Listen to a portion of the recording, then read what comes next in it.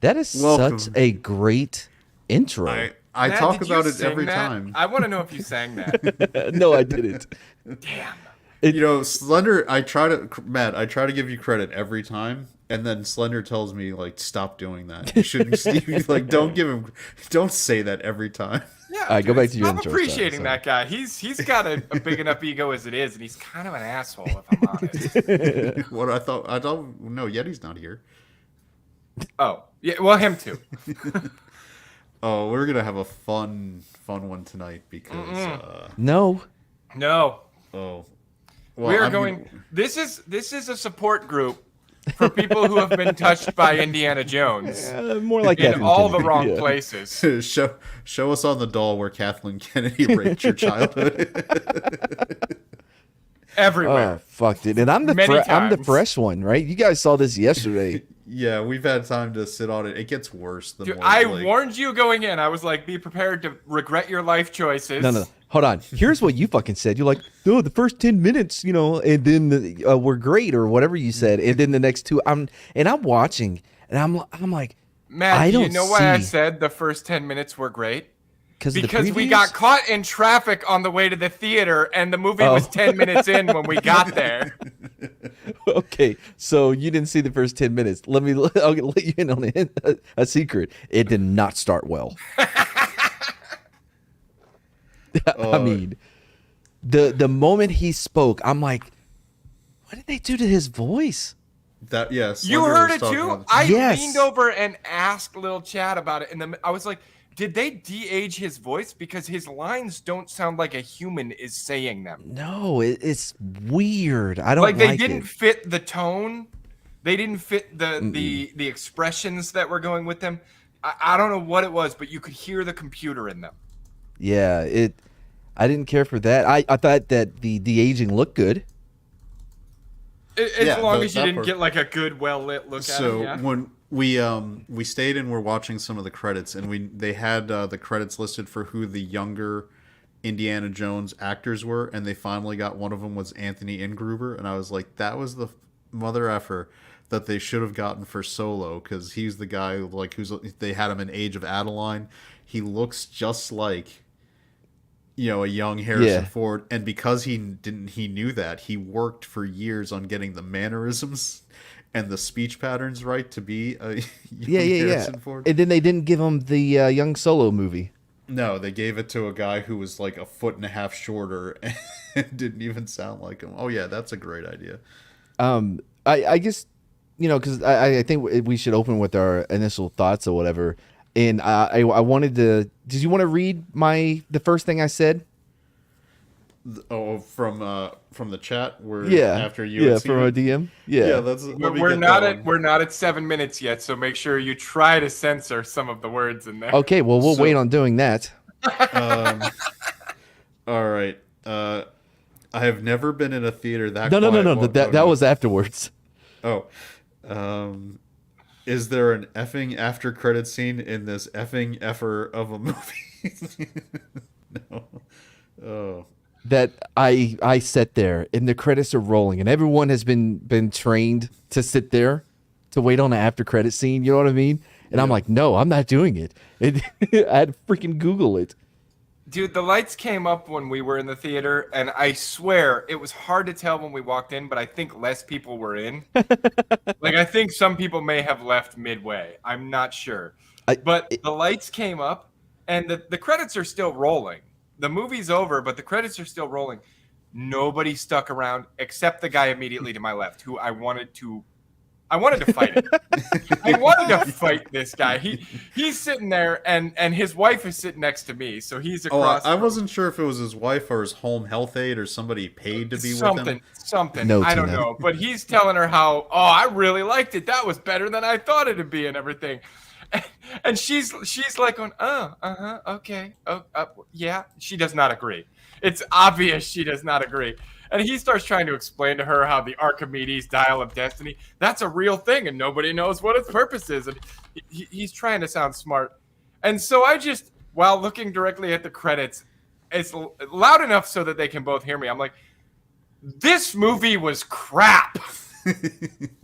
Like, It's so bad that the idea that someone might enjoy it literally It offended bothered me. Slender and offended him. I was so depressed throughout the entire thing. I just sat there. The only thing that got me to verbally say F you movie was when she punched him. It was so offensive to me. And this dude. I told you before we went on that I have made a list of times Indy should have died, and this is from memory, so I may have missed some. I'm gonna try and avoid spoilers here, but all the things I listed that he survived, and getting punched in the jaw by a 120-pound girl knocked him the. Here's a question for you, Matt. Like I've watched the first 3 Indiana Jones I've watched for years, like many times. He's Kingdom of the taken a lot Crystal of Skull, punches. I've watched maybe once or twice. I've watched once in the theater, and then I don't think I've ever watched it again. Right. I couldn't remember someone just knocking him out and one punching Indiana Jones in the entire history of the franchise. I don't kind of ever one of his remember him things is he does losing not have a consciousness. glass jaw. Like, Yeah, he yeah. can take a He's punch. like when he was fighting that giant effing Nazi at the Yeah, bomber in Raiders of the Lost Ark, and that guy is like 8 feet tall and with the little handlebar mustache, and like punches him straight. Like he's taking the punch and he's getting staggered, but he does not get knocked out. Yeah, and yet a 105-pound. And we looked it up, 37-year-old playing a 23-year-old punches him. Bring up Bad Take Bojan's comment.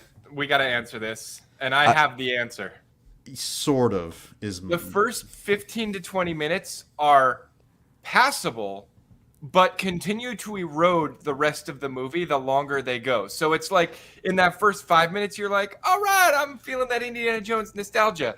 And by the end of the first 15 to 20 minutes, you're like, this movie's going to suck. I don't even know. I mean, it went on for so long. It was 2.5 hours. No, just that first bit, that flashback, right? That it starts with the train. Dude, I wish that flashback could have lasted forever, though. There were so many times where I'm like, why aren't they shooting him? He's looking at him through glass, and he's like, haha, you're a Nazi. I'm Indiana Jones. And they're like, no, we can't raise our guns. Or whatever, Well, this is the bulletproof glass that we have invented here in Germany. I just need to take a moment to appreciate the fine German accent work that we just heard. Can I hear that again? What was it the Germans saying? We can't raise our guns to shoot through glass or whatever. We cannot shoot through the glass. The glass is perfect. It was engineered in Mother Germany. Oh wait, what they call it, the fatherland. The fatherland. I'm sorry. I may be a Russian spy. It just goes bananas in the war. It was a lot like Extraction 2 with the 21 minute been in the movie. Yeah, the 21 minute runner, right? Because you go from the place to the train, and the same thing, except this was nonsense. Tina, I was really hoping you'd seen it by now, because I get the weird feeling you might like it. Yeah, no. Yeah. I think Phoebe Waller-Bridge. We're gonna show a clip in a minute. That's true. Phoebe Waller-Bridge managed to even get like Grace Randolph to say that she was a bitch. But Tina is a woman, so she is genetically predispositioned to hate Phoebe Waller-Bridge even more than we do. I heard people sobbing at the movie. I'm not making this up. Behind me, there were people sobbing. And it wasn't because something sad was happening. It was just because I'm telling you, I've never been around. Kathleen Kennedy ruined their childhood. I've never been around. I've never seen a movie with a more apathetic crowd. There were so many of those crowd pop moments where you're like, oh, he said this, he said the thing, or oh, I remember that, or that's him. You can hear it too. You could feel it when the writer's room thought they had that line that was going to need the dramatic pause for effect. Yep, and they take a beat. We're at 10 minutes. Okay, they never fucking landed. Never. I mean, I'm sure they do, and they take that beat to let the crowd calm down, like, yeah, I mean, just imagine the writer Mangold like, whoa, hold on guys, we're gonna have to let this breathe. I got one that's gonna knock him dead. give it plenty of room to breathe. Like that one line when he's like, I don't believe in all that fancy shit, and it's like, dude, you've seen it. You're like, you drank the Holy Grail. No, wait. Even before that, in the first movie, he saw fucking ghosts come out of a shell. Covenant was opened and melted Nazis. Hold on, no, he did not see it because he kept his eyes closed. Well, on the plus, all right. So he may not have seen it, but when he opened his eyes again, there were melted Nazis in front of him. But then he has a line in this movie where it's like, what I've come to understand is, it's not what you believe, but how hard you believe it. I legit was just like, what the fuck are you saying? What does that even mean? You have seen the Holy Grail. You have seen a knight who lived almost 2,000 years because he drank, well, like maybe 1,000 years. You even said it yourself. You were tortured by voodoo, motherfucker. Yeah, you drank the blood of Kali Ma. I mean, come on. Like, what is wrong with you? Like, you've seen, not even in real time in this movie, not even 13 years before, you saw fucking interdimensional aliens that... and you've been to Roswell and saw aliens who traveled across all of space and time. You survived a nuclear explosion by hiding in a lead-lined refrigerator. Hold on. But did anybody else go, holy fuck, dude, this is like The Force Awakens. Yeah. Well, no, it was more like Last Jedi, I thought. I mean, no. Because his the line, Harrison Ford. His line, yeah, because in Force Awakens. Yeah, when he's like, it's all true. It's all true. No, there's a formula here. It is the deconstructed hero, character assassination, young, plucky female, better than the deconstructed hero at everything. Well, and the young plucky female looks suspiciously like the head of Lucasfilm, and is constantly insufferable from start to finish. So that I think that's a good spot to. I like this line because here we go. We'll share.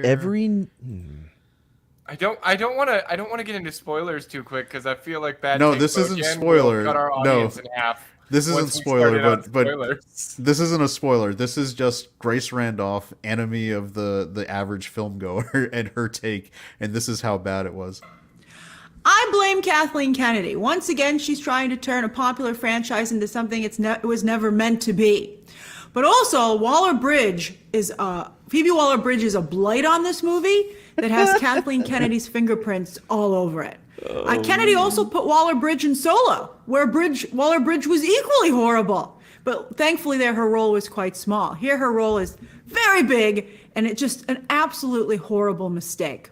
We'll talk a little bit more about Waller-Bridge later in this review. Every sound she made, I just could feel my skin crawl.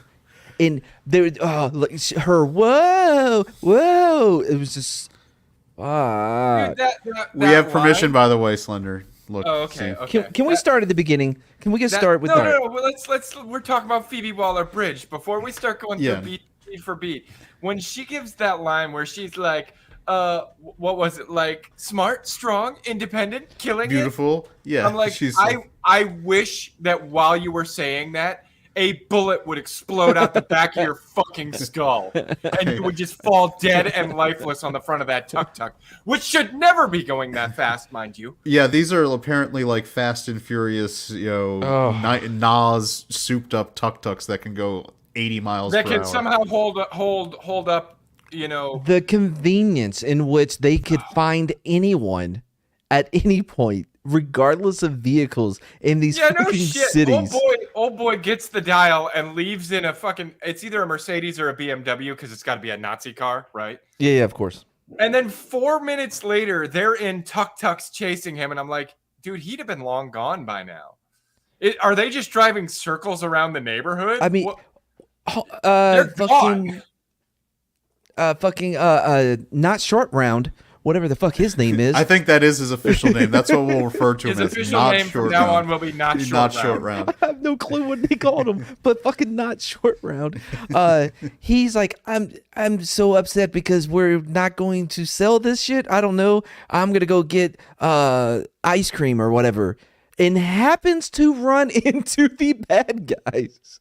He looks surprised. Well, not to mention also Yeah, the he bad wanders- guys apparently Found the were boat. in that area Found and they their saw boat. him and set So- up the dramatic ambush where they're like, I'm going to Can I also say I've been to Sicily. It was a very nice country, homeland for my ancestry.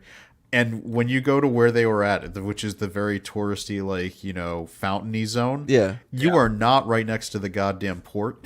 You are not like, you're hey, nowhere near it. let me go 25 feet, and somehow I'm right where the boats pull up. You're nowhere near it. And this No. is I'm a Navy guy, so I can tell you this. What pops up around ports every fucking time?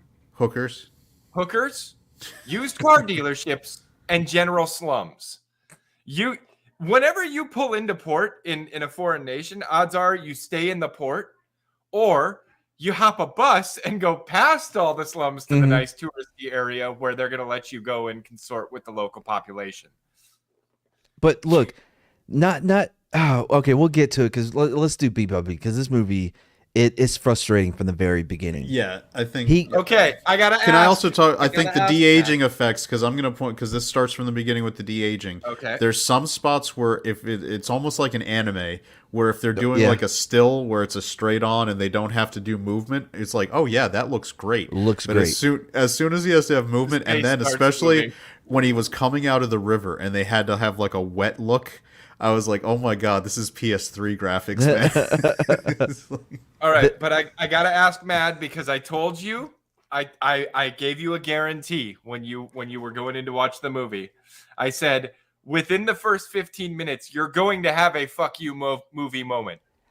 Was I right? No, I didn't. You did. I was even looking for. I was like, wait, what was he talking about? Did I miss it? Because I was just watching things happen on screen. Here's my thing. When the bomb hit the building, Oh, somehow killed every Nazi, but he survived it. well, he was also still strung up. It should have snapped his neck. right when you fall with. That was a fuck hold you on. movie moment for me. It was, but I just was so. I don't know how to even explain it. There was just. I'm just watching shapes you were move just on the hypnotized by the screen. shit, you know? Plus, I feel like we missed a golden opportunity to have Stark Industries written on the bomb as it landed so that we could have had the tie-in. I was like, oh, he's just like Wanda. Yeah, but all And right. here's So the thing. My first real fuck you movie moment, because that one was kind of a fuck you movie moment, because I was just like, why did they all just stand there and stare at it? Like, for so don't let long. that shit fall. Like, clearly the detonator didn't hit a hard enough surface to cause it to go off. But if it falls through the floor, it's gonna hit another hard surface. It took 20 It took 20 more surfaces before it hit one hard enough. And somehow they're in like what, a church or something? I don't know. I don't know. But my first real fuck you movie moment was when the Allied aircraft blew up the anti-aircraft gun and it kept firing and then conveniently killed every Nazi on that fucking train. I was like, all right. no, if you hit an anti-aircraft gun with a bomb, it's not going to keep firing. If there is a round in the barrel's warped at this point, and the round's going to light off and blow the barrel apart, and that's the end of it. It's not going to keep firing. All right, let's go for the beginning because it's just, oh man. There's so much. There's just so much. It starts and it looks like the same place he went to in The Last Crusade, right? Yes, it does. In fact, he's pulling the same Last Crusade move. Like, let me just knock the guy out, take the uniform. Yep. and saunter on in there. Yeah, and then you get the whole they're after the Spear of Destiny, which I said this movie instead of this the Dowel of Destiny or whatever, they should go with the spear, right? I said that, like what Keanu did. That's the movie, yeah. Especially after Constantine, everybody is geared to know exactly what that thing is. But they're like, nah, we'll just make that a fake. Anyway. We'll come up with this other thing that nobody's ever heard of. No. So, yeah, and then he gets caught, Avi, and they're like, no, we're not just going to kill him right now. We're going to make it an elaborate fucking death by hanging him, but we're going to take him up in the bell tower? Just shoot him. You know, I With, can you know, comment on your this because guns. historically Nazis were known for not being efficient killers. So they take him up in this tower and they hang him, and he's able to wait. How did they get his hands undone? Was He had holding like the a fake pocket spear knife, something, or right? oh no, that was later.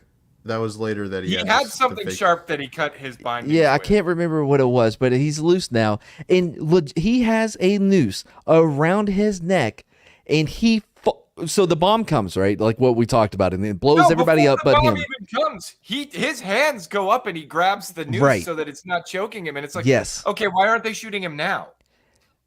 Well, because of the bomb. They Well, were the worried bomb about hadn't bomb. even hit yet. Yeah, but they were concerned. But so it blows up. They're all dead. He's good. But then Also, real quick, if you're in that room and the bomb doesn't go off, the first thing you do is you run your ass out Yes. of Grab that. the bomb. Well, Like even you see that, oh, it's on this rug and it's pulling the rug, and you're like, everybody grab a fucking corner. So instead of that, I would be fucking running away from it. I mean, that's the Especially- natural reaction instead of just standing there like, especially oh no. when you have 20 floors to go before it hits something hard enough. You go through a window, or like I said, you grab that rug and you're like, don't let this shit fall. But they legit listen to it as it hits one floor after another, and they're just They staring down sit there, there waiting at staring all. at And it. these are for the about most 15 seconds, and then it starts to slide through and take the rug with it, and they all just continue. Stare. and Stare at it. we were using magic anti-Nazi rounds because every bullet, bomb, or any kind of explosive Like projectile would not hit anybody named Indiana Jones, but magically sought out every Nazi there was. It Those was anti-Nazi bombs. They didn't it was know we like- had those. I was like, why don't we have those now, man? That would be But, no Matt, let more me get friendly your fire. perspective on this. As someone who's been blown up, Yeah. would you just sit there and stare at a bomb? Absolutely not. Listen, I rewatched Zero Dark 30, which I think is a legit good movie. There's a moment where they're meeting this her friend or whatever is meeting this high target. He's a doctor or some shit with information, and he pulls up, and then the dudes get out, and they're Allah Akbaring, right? And this blonde chick takes the fuck off as soon as she hears Allah Akbar, and it's the smartest movie character I've ever fucking seen. Now this movie is filled with the opposite of her. Have you guys ever seen the first Scary Movie? Of course. My favorite part of that, and it think makes I've me seen laugh all every the Scary time, movies. is right at the beginning where it was Yes. like, we're here with black people news. White people are dying. We're getting the fuck out. They just Yeah. drive away. I love what was the one? It was supposed to be like the the Paranormal Activity, where with Marlon Oh, yeah. Wayans, Oh, where yeah, as soon where as some it's- shit happens, he packs it up and He's like, "We're fucking is leaving." like, I'm out. I love when he's sitting there with the earbuds on, and his girlfriend's just getting thrown all around the room behind him. But he's like, I'm out. Another one of my favorite parts of that movie is when the ring girl starts crawling out of the TV and she just punches the bitch in the face. Can I also point out that those movies better written than Yes. Indiana Jones and the Dial Yeah. of Destiny? They certainly when have the a cr- more cohesive story. when the credits came up and they put the the writing credit and it was like 7 people and I was, Was like, it oh, really? That's a lot. I actually turned to Slender and I was like, that's a lot of writers on this movie. It's like- I mean, Here's but the yeah, thing. In order to write a script, you really only need one, and maybe they have one or two people that give To the punch it script up. a look over. yeah, punch it up a little bit. you basically punch you it have up. you bring in the person who's like a dialogue specialist who can kind of Yeah. and that one of my my favorite stories about that is Jaws, right? Like Jaws was a really good written movie and all that stuff, but for the Indianapolis scene, they because Steven Spielberg and George Lucas were all friends with John Milius, who's great for dialogue stuff, and he's Them also cool dead eyes. and Slender, you'll love this because you know that Walter and Big Lebowski was based on John Milius. So, Walter was awesome. so I mean, John Goodman is awesome in everything he does. yeah. So he wrote like the Indianapolis monologue like in a night and handed it in. It was fucking perfect. yeah. I had a It was dream with. perfect. I had a dream last night with John Goodman. It was me, my girlfriend and Mandy Summers, we were roommates. I think we may have been in college. I don't know, but we were all on Was this an episode of Friends? With No, John on Goodman separate cameo? on separate air mattresses, right? And John Goodman was cooking us breakfast. I bet he cooks a good breakfast. It was He weird. seems like the kind of guy who would put. I'll it bet on you everything. John Goodman can make a damn good omelet. And the, Fry up some tasty bacon, not on a foot foreman. Yeah. and more Tina Lore, her junior prom date, was one of the lower level scriptwriters on Scary Movie 2 That's and cool. 3. That's cool. That's pretty cool. So, all right. So the bomb goes off, and he legit drops with a noose around his neck. Well, they show him swinging first. They actually show his Swinging all over the damn And it was place. like Yeah. with that noose around your neck, swinging like that. That's actually how you get the good neck snapping. Do you remember in Deadwood at the first episode, and they come to hang the guy for whatever reason, and he's on a little stool, and he begs what's his name, Justified. He begs him, "Don't you let me, you better help me with this drop." He's like, "I helped you," you know what I mean? And he holds his legs, and he helps that drop to break his fucking neck, and it's gruesome. Now picture Indiana Jones dropping, I don't know, 10 feet with a noose around his neck. Nothing. Dude, they didn't even drop him though. Like, Yes, they did. They did. they dropped him like not very far though. Like I'll give it. He I'll had give it a that. noose, Slender. I get that. Like I'm definitely saying there was a dislocated He vertebra dropped involved. and then swung to the other Yeah. side, and then he tried to hurry to get it off before the thing fell. Yeah. The whole thing was stupid. He should have already been dead at that I point. can't believe that for you that wasn't the first fuck you movie It- moment. As I- it should have been. I don't know if I guess. I think Mad was actually genuinely just stunned. I think he was. was. I think I he was really too was. stunned for a fuck you movie. I felt the same, like watching this movie, because I loved it. Indiana Jones, one of my favorite movie Absolutely. characters, and and I thought Kingdom of the Crystal Skull was bad, like just it was a bad movie, but I don't, Dude, what they did to Indiana Dial of Jones here Destiny, is Dial of Destiny makes me miss Shia LaBeouf. I legit. I yes, agree. Yeah. I said this before this ever came out. I think this movie will have the same effect the Disney sequels did to the prequels. People Mm-hmm. will retroactively be like, you know what? Those are actually really good. You know what? Crystal like, Skull you know- was not so bad. I can't wait for the South Park guys, because they did that really famous episode where they're like they're raping Indy with when it came to Oh my god, But they what- were it's right. like, you don't even know that was about Kingdom of the Crystal Skull. I know it was. But I look, now I see what it like. That was a bad movie. That Yeah. but at This- least Indiana Jones was still Crystal like Skull- Indiana Jones in it.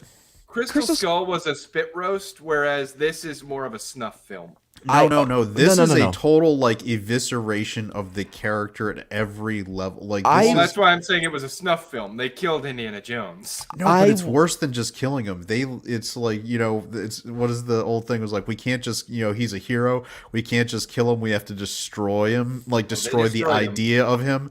And this is what they were doing. They are just actually trying to deconstruct the very fucking idea of Indiana Jones as a hero. No, they did. I want to say that Crystal Skull is a unwanted finger blasting, and this is Oz level prison rape. The King of the Crystal Skull is a shocker, and this one is Adebisi. This is Adebisi with HIV. Like Crystal Skull coming is at just a you. surprise finger that your girlfriend does during a blowjob. You're like, whoa, no, Dude, that's not my it's a thing. full-on- Some people might Crystal like that, but I'm not Skull- no, comfortable you're with right. that stuff. I'm This going one with is- Lil Chad. Crystal Skull is like the shocker, but this was a straight double fisting. No, wait. This one is gonna leave you stretched. Yeah, like Crystal Skull is a girlfriend seeing if you're curious, and this movie is Deliverance. Like squeal like a pig. Remember in American History X with Edward Norton in the fucking Kiss the curb. infirmary? No, in the infirmary yeah. after they all took their turn. This is that movie. Oh, we're really getting Tina excited to go see it. apparently. But all right, so he escapes. I don't know how he fucking escapes. There's so many times where people escape shit. he somehow after. All right, so we have Well, the you bomb know that how he didn't blow up, escaped. and they show him kind of saunter on over and just get into a car. He Yeah. knocks out the driver. Yeah. No one notices this, and Nope. he just sits in the car. And then high-level Nazis get into Yeah, this what out. did he do with the driver? Didn't he knock him out and then just no, throw he him just on the like ground threw next him to out of the car? yeah. He just threw him on the ground next to the car, And then the nobody SS comes noticed. walking up and doesn't see this unconscious Nazi next to the Germans driver's side of the Germans car. are known for not being meticulous and detail oriented. Right. They have no peripheral vision whatsoever.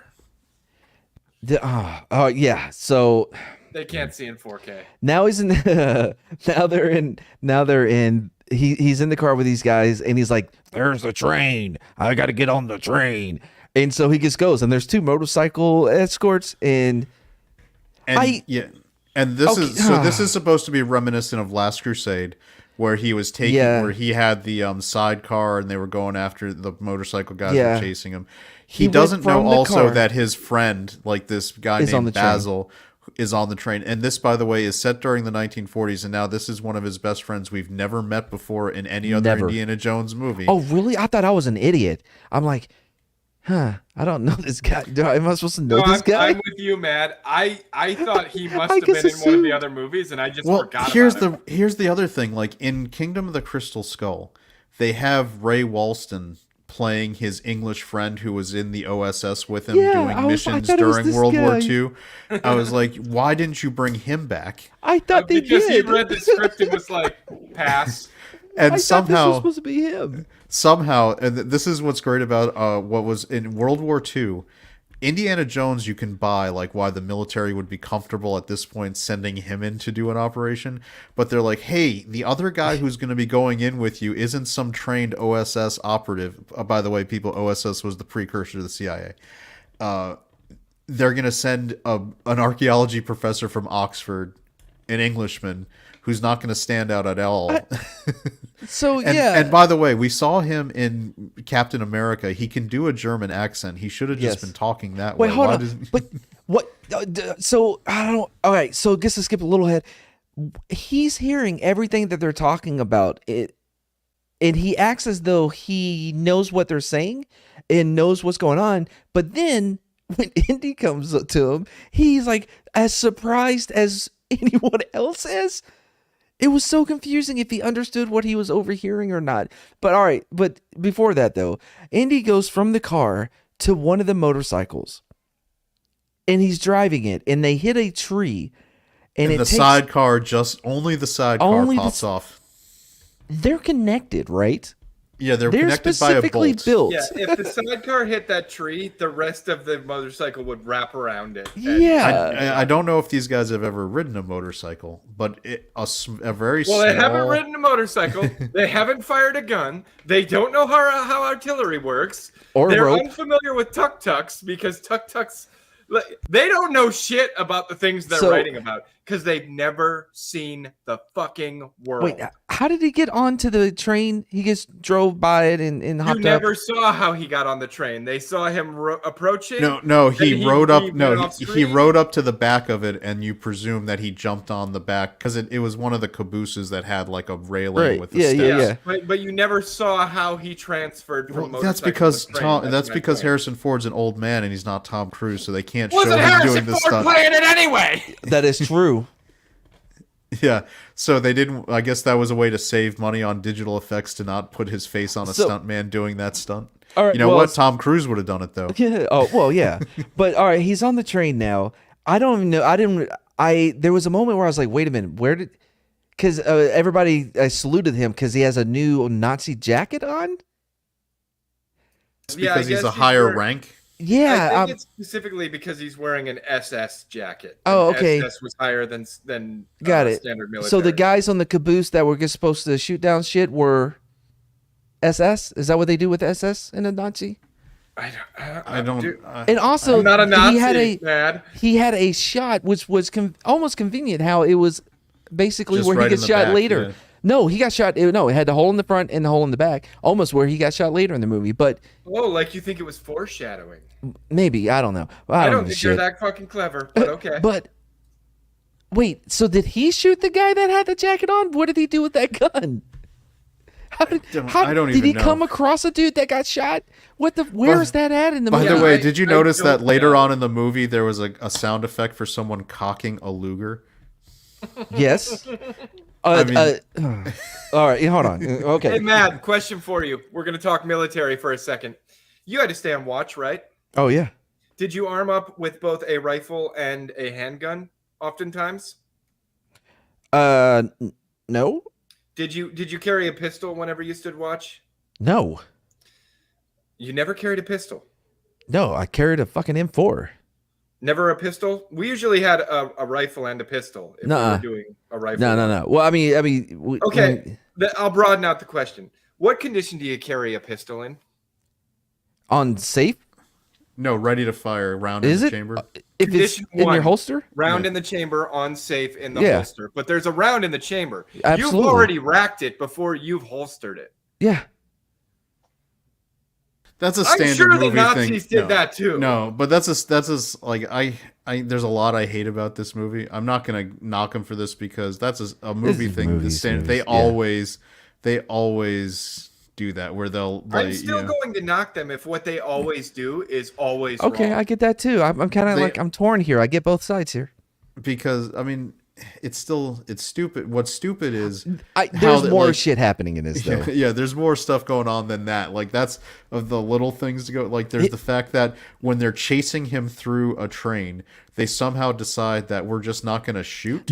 No one no one's like, hey, my fellow G-mins, we should shoot this guy. You know? Yeah, I just loved how he would jam the door and he's looking at them and they're looking at him through a thin pane of glass. And just And none of them is No just one. like none of them even just punches the glass and pulls the And the he's fucking going into reflection another out. train car that is full of like dozens of Nazi soldiers. Yeah. And if these guys in the other car just shot through the window to get everyone's attention, yes, or even just in They would- No, Yeah. even more ridiculous than that. Someone pulled the alarm Which very is early on. which is only for their cart? Yeah, like so far as I know, if you Bitch, pull who are an alarm you? on a train, it alarms in every car connected to But that one. he pulls it and you only hit it in their car. Like, bitch, who are you alarming? We already know. We're all I'm here with alerting you. myself and my buddy who's already unconscious. So as this goes on, they got the fucking English dude that is his best friend, and he's tied up, and they're talking about the fucking Dial of Destiny. And they go to find Indy. Indy sits down to pretend like he's having lunch. They pass. So he goes where they were. Yeah, and Dude, here's not another only thing. do they pass, they put a hand on his shoulder as Yes. they go by. Can I also say that having been like I wasn't in the mess hall per se. I grew up on base though, and when you have a random guy just come in and sit down with your whole unit that knows everybody, you're gonna have people start going immediately over and be like, "Hey, Everyone on this who train are should have you? known What are who- you doing here?" Yeah. Like you're like, "Hey, we're like which unit are you in? Why are you suddenly in our car? Did you get orders?" Like This is a train. It's not an aircraft carrier. There aren't 3,000 people No. on this thing. This all has to be the Everybody same who got on unit. that train knew everybody else. But so he gets past them. Now he frees the other dude. And I forgot how they got on top of the train. Does it matter how they got on the top of the train? Of course they got on the top of the train. And then this is when the They graphics, climbed a ladder at some point, I guess. the CGI really started to show some flaws here because it looked like shit when they're running on top of the train. Dude, and it- everything was green screened. Oh, Fucking yeah. everything. You know, and there was such an easy answer. If they just made Indiana Jones a Mandalorian and put the helmet on him, then they could have had the stuntman just doing it like, and Pedro wouldn't even have to show up on set. They're on top of the train, and this dude climbs up there, and he has the Spear of Destiny. It turns out to be a fake in one hand. He has his gun holster, and the AA gun is it because I already explained what? yeah, the AA you gun- did already explain. Yeah, so the AA gun takes out almost all of the Nazis. like Yeah, all somehow of it- them. All of them. By the way, it was stationary at that point. Was there doing Yes. something where they were trying to like round a bend with That's a train? what they were and trying Yes. to convey was that Yeah. because it turned, the AA gun was hitting all the cars along Yes. the turn, Yeah. which was dumb as fuck. And am I the only person who knows that in like train chase movies, you can pull the little pin so that the train cars behind you go away? Like to No, release because them? Indiana Jones has done that in other movies. Yeah, but this is a Nazi train. It's Like, German yeah, wait made. a second. He did that in The Last Crusade when he was River Phoenix and he was Yes, 12. he He did. did that. He did, So it's not yes. like it's a That's my move he point. didn't know Was it a from when he German was. made train? It was They're all American. German-made trains. So all right, yeah. So that But should Matt, happen. I gotta stop you because you missed something else that's important. What? The AA gun, right? They passed the AA gun. That was not a compartment where they went across the roof. So how the fuck did the Nazi get in front of them? He fucking teleported. Holy shit! Yeah, because In he front walked of past him when he was Because in the mess hall. he went behind him in the car. So Oh, how yeah. did he get past them? What the fuck? God damn it! All right, yeah. So fuck this movie. All right. So somehow, yeah, he ends up in front of them, and he comes up, and he has the spear of destiny that's a fake, And and his he sidearm. looks, yeah, that's in the holster, and he looks at Indy, and he's like, "Oh, I'm German. I's gonna cut you with the spear of destiny like you're Jesus." I am going to cut you. Apparently, in he many, hadn't many seen places. No, he hadn't seen Raiders of the Lost Ark to know that when you've got a gun and a Use the bladed gun. weapon, Yeah. you use the gun and then you walk away calmly. So he goes, and they're wrestling, and Indy's like, "This would be a good time to use." Oh, sorry. This would be a good time to lose his gun. I don't know how to do the AI higher pitch voice that he had at this point. Anyway, so he takes the gun, and It sounded so weird, didn't it? Like it did. I'm so glad you caught it too because Yeah, I we were did. talking I about it haven't on the seen way home from the anyone movie mention it. because it I- was it's a lot like what they do with James Earl Jones now Yes, that they or have Luke. the computer voice. Yeah. Yeah, Where it doesn't have the right just inflection. Sound weird. They Yeah. put the emphasis on the wrong syllable when they're doing their speech. They very Well- do put the wrong emphasis on the syllables. Anyway, so there's all the tunnel, and they all got a drop or whatever, and his buddy ends up shooting Indy in the arm, which there's not a scar later on. For a guy that's been shot 9, could we see him without his shirt on? There's 0 scars on this fucker for being shot 9 times. Anyways, so yeah, Well, that was And- the Holy Grail. Remember, it bubbled up and made did the it? wounds go. Like at least the one when he got Supposedly, shot. the wait, Holy Grail does. Wait a heal second. lot No, of it. that was his dad. Never mind. Yeah, Oh, but that was he- his dad who got he shot. drank from the Grail as well.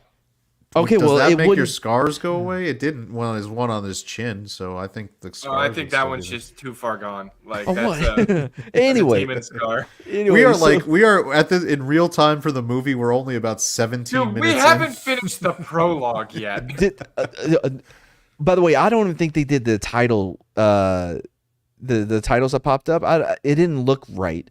I know they used basically the same font as they always use, but it was the fading of it, the fade in and fade out of each one. I'm like, that doesn't look like what they used to do. It was a small thing. Anyway, I don't even remember that. There was so much other shit I was trying to remember from my notes. Anyway, so yeah, and then Mads Mikkelsen's DH guy goes up there.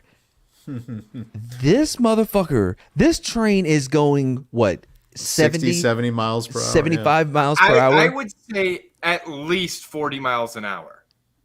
It's at least 40 miles an hour. Okay, yeah, And at least you know 40. that at 40 miles an hour, that's gonna do some damage because I know what you're about to say. There is. It's not a sign. Is it one of the water things or whatever that you see in the old West movies?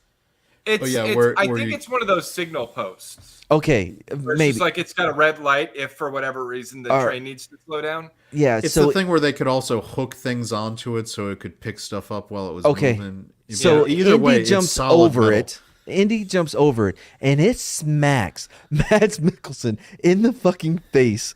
At At full least speed. 40 miles an hour. At And a he's minimum. gone. He's fucking gone. You don't see him again. We have no idea how he landed. Whatever. I mean, his face would have I been assumed mush. at that point, I assumed that character was dead I as well. I'm like, man. because Wait, that is a safe assumption. But I you was like, also is this missed supposed to be something Mads that I want to Mikkelsen? cover before we get out of the prologue. During the wrestling match with Uber fucking Nazi, Indiana Jones ends up on top of him, and the Nazi pushes him up into Yes! the tunnel, and he's Yeah. scraping across the top of So the tunnel. just at to 40 miles hold an on, hour. just to set the picture for what Slender's talking about, the train has gone under a tunnel. There is about maybe 3 feet of clearance from the roof of the train Tops. to where the and this is a into the like stone mountain tunnel where This it is is a just carved out like tunnel. where it's carved out, and he pops Indiana Jones like onto it, and it's supposed to be reminiscent of when he's getting dragged by the tank from Last Crusade or any of the other movies where he got dragged. But this is different because he's not being pulled by the thing while he's being dragged across the surface. The surface of the ceiling is going at the same rate as the train, minimum 40 miles per hour, and the guy is like dragging him across it, and he would be cheese grater. He would be bloody as fuck. He would probably be in a coma. No, but what makes it worse is like once they're out of the right after they come out of the tunnel, he goes flying backwards from the impact, and he has to catch himself. Like that only happened. You know what makes it conveniently worse? Right at the end. You know what makes it worse, Lil Chad? He didn't even lose his fucking hat. Yeah. His hat would have been dragging the back of it. His hat would have been gone. The back of his head would have been shredded to pieces. God damn it. He should have had no skin on his back. It should have been exposed spine. Well, he did have a leather jacket. A motorcycle going that fast? No, he didn't. Did he have his leather jacket on then? No, he was wearing the Nazi he was wearing the Nazi jacket. But well, then why did he have his hat on? Wait, no, never mind. Because he does have his leather jacket. Magically, when he got to the cart, he got to the car, he took time to change. Yes. So that makes perfect sense. Yeah. It's because the other English spy who was his best friend we've never met before had his bag with him because they had taken that. All right, so yeah, Mads Mikkelsen gets fucking smacked in the face, and now they're like, "Oh, we gotta go, bub. I don't know why I'm doing Logan with them, but you get it. Well, then they blow up the bridge in front of the train, and Indy's like, "We gotta jump." The Allies do, yeah, because it's during the invasion. Yeah. So they jump off this train into the river below. It survived, Avi. Mm-hmm. And did you see the other dumb thing about that part? What? When they cut away and they show that they have survived the jump into the water, the train's still up there, just kind of like eek, because of the hole in the bridge. Oh, that's right. It didn't even go through the hole. It gets stopped. It's like, you know what happens when a train hits something like that, right? It wouldn't be up on that bridge anymore. No, all the cars behind it. Yeah. But anyway. Physics has no place in... Dude, just one dumb after another. And we have finally just finished the prologue. And now he's waking up. 47 minutes in. So this is this is also at the end of the prologue where we have some of the worst. We haven't even talked about the black female CIA agent. We haven't even got to her punk ass. Nope, and that doesn't make any sense. When he comes out of the water, the de-aging special effects are terrible. Sure. And then then we do a kind of fade into old present 1969 present year Indiana Jones. And this is, by the way, they do basically 2 acknowledgments of Shia LaBeouf's character from Kingdom of the Crystal Skull. And the first one is in a blink if you miss it. His flag with when someone in the military passes away and they get the official ceremonial funeral, you get the folded flag. Probably should have went to the mother. I'm pretty sure that it would have, but. Yeah, so he has that on a shelf. At the funeral ceremony, they would have handed the flag to the mother. Yep. Yes. So he has that on a shelf, and there's 2 pictures on the shelf. One is Sean Connery as his father. I saw that one. And the other is, and I don't even think it was Shia LaBeouf. It was someone who sort of resembles him in a Marine dress uniform, like one of those photos you would get when you join the military, and they take your didn't fucking portrait. See it at all. Which also made no fucking sense. Yes. Well, there's a lot because we looked it up before the episode tonight. Kingdom of the Crystal Skull was supposed to be, I think, 1957. Yeah. And so this is 12 years later. Yeah, this is 12 years later, and Shia LaBeouf's character was already supposed to be, in college, at least halfway through. Probably 20 years old. Yeah. Well, at least 20 or 21.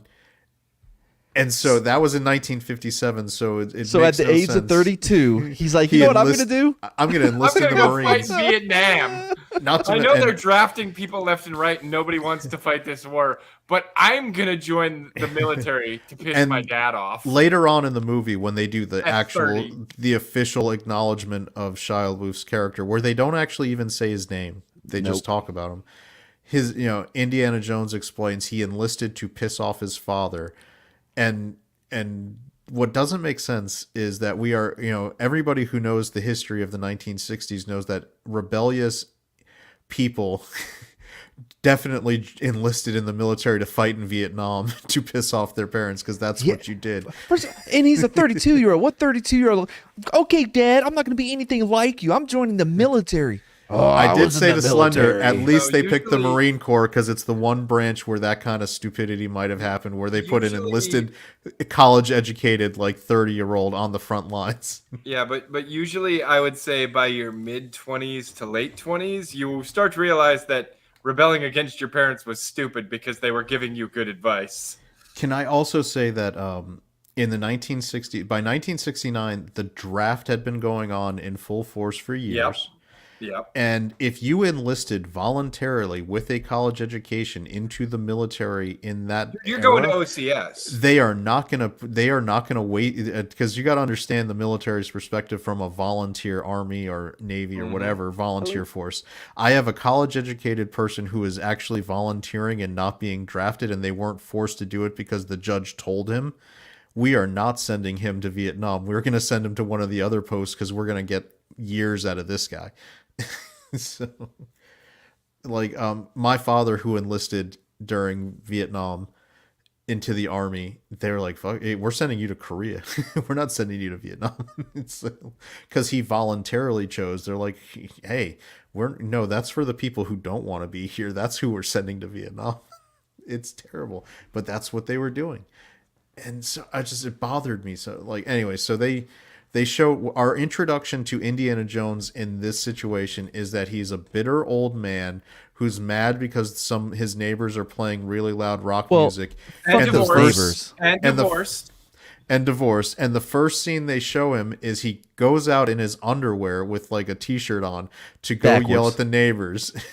Now, granted, I agree with them. At 8 a.m., these guys shouldn't have been playing music that loud, but they're putting him into the stereotype old man, like He's get off my Yeah, yeah. lawn, man. he was Clint Eastwood from Gran Torino, Yep. like yelling at But- the neighbor kids. In the kids' defense, though, it was Moon Day.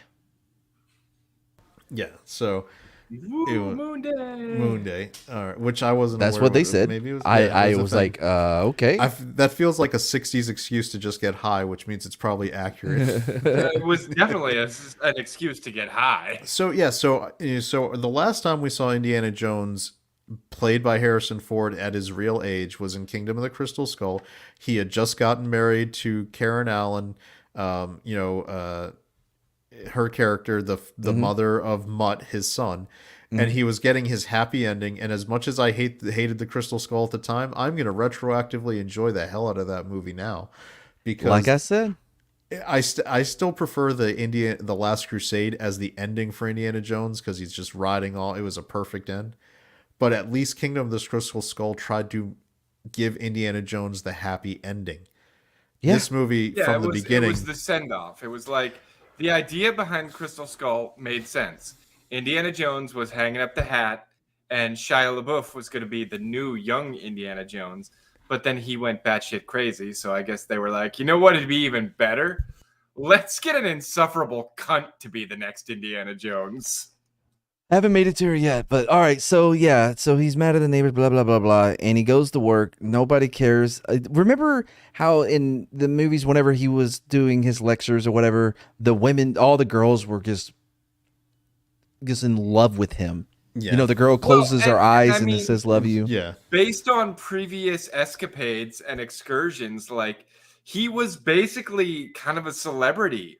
Yeah. Like his students knew who the fuck he was and were very interested in taking his course, if nothing else, just to hear his stories. Yep. These And- kids couldn't give a shit. No fucks given. I'm like, how did these guys even No get one knew approved any to come to of the college? answers. Nobody knew the answers except for one person. Yeah, well, Well, of we'll get to course, her. because But she's the and bestest ever. but Mad, there was also the difference in Last Crusade when he was teaching the class. You could see how happy and excited he was about teaching.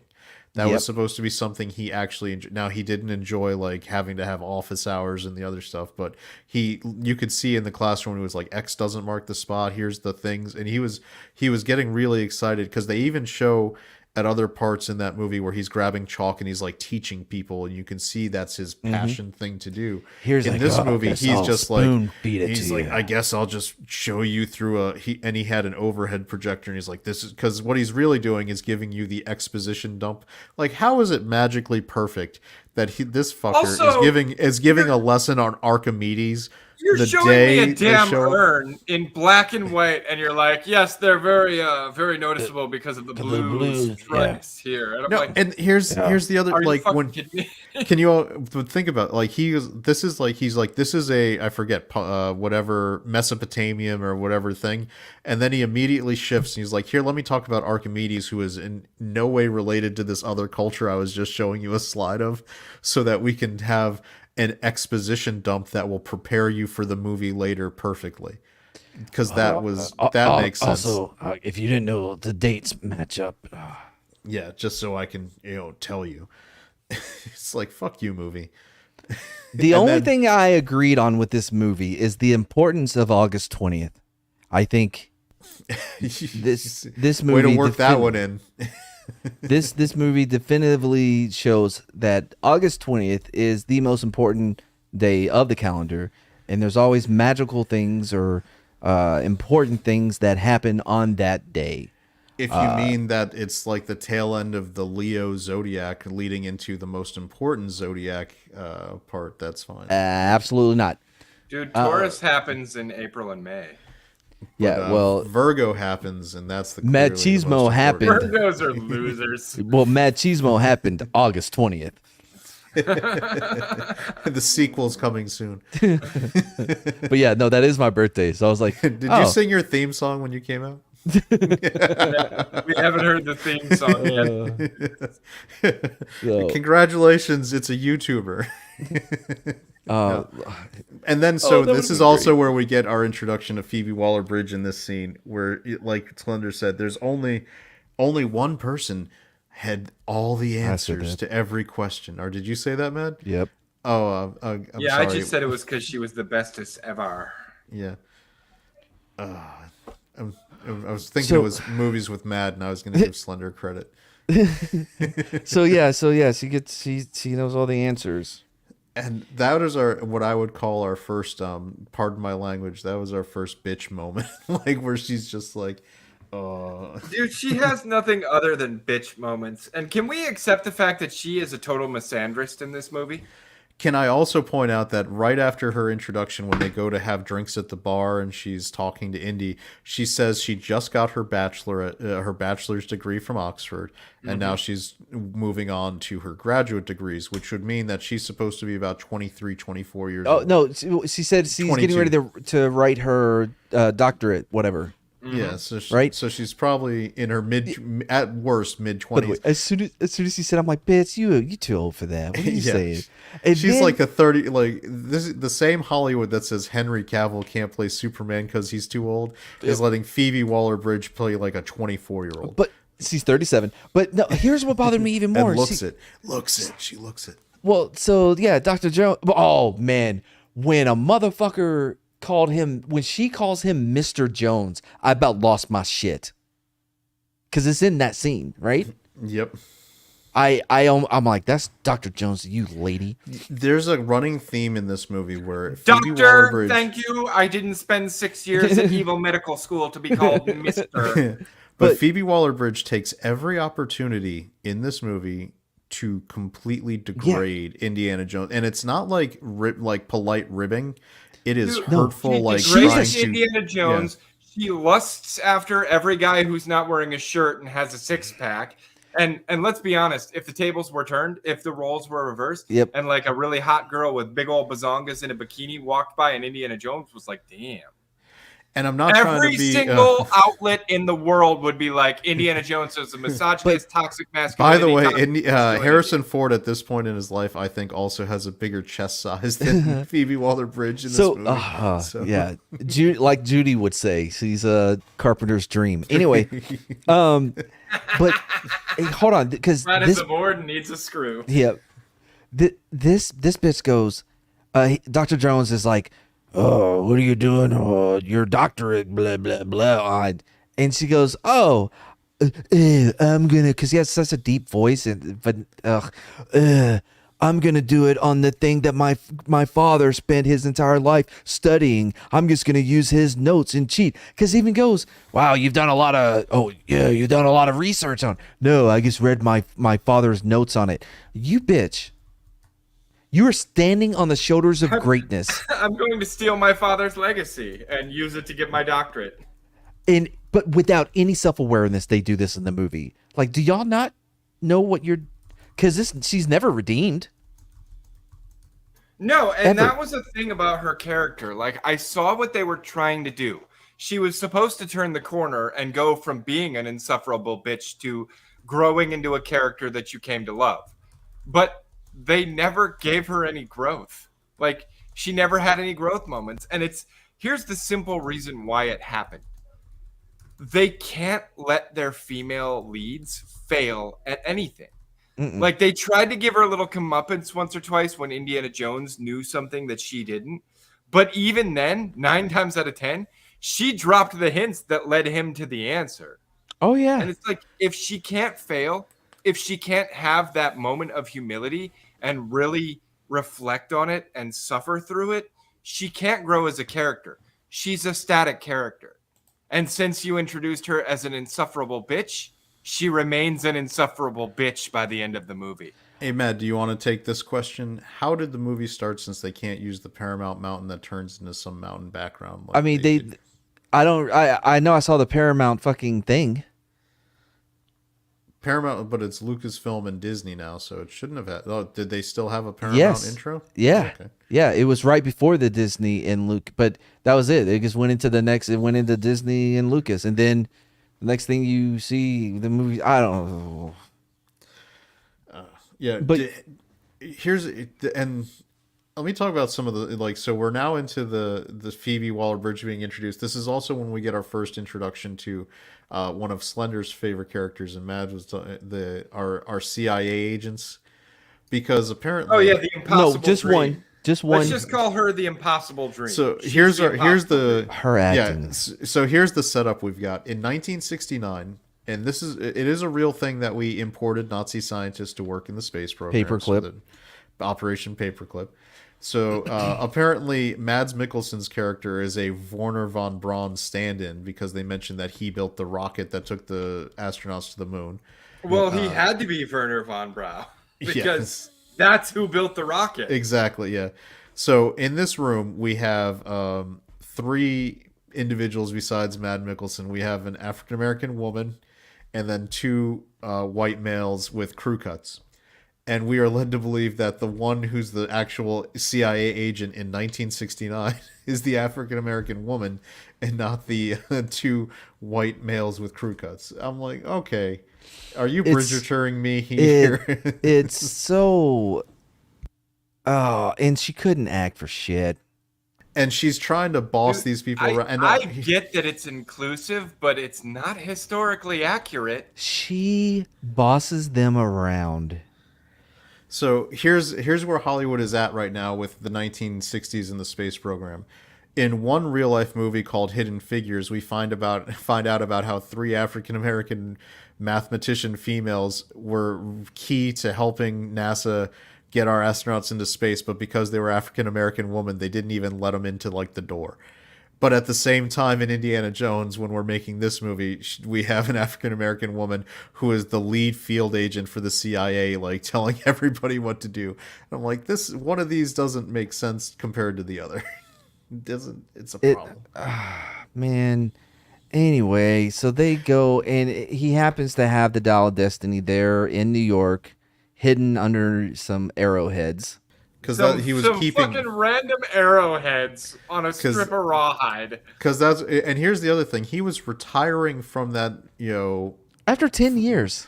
so he's retiring from the college, and he was leaving that just under there. It's apparently this really big artifact, and he's just like, peace out, I'm just gonna leave that in storage. And even though he was just talking about it too. What you didn't know is in the next locker over, he had the Ark of Covenant and the Holy Grail. And the crystals. He was and just going to leave all that shit.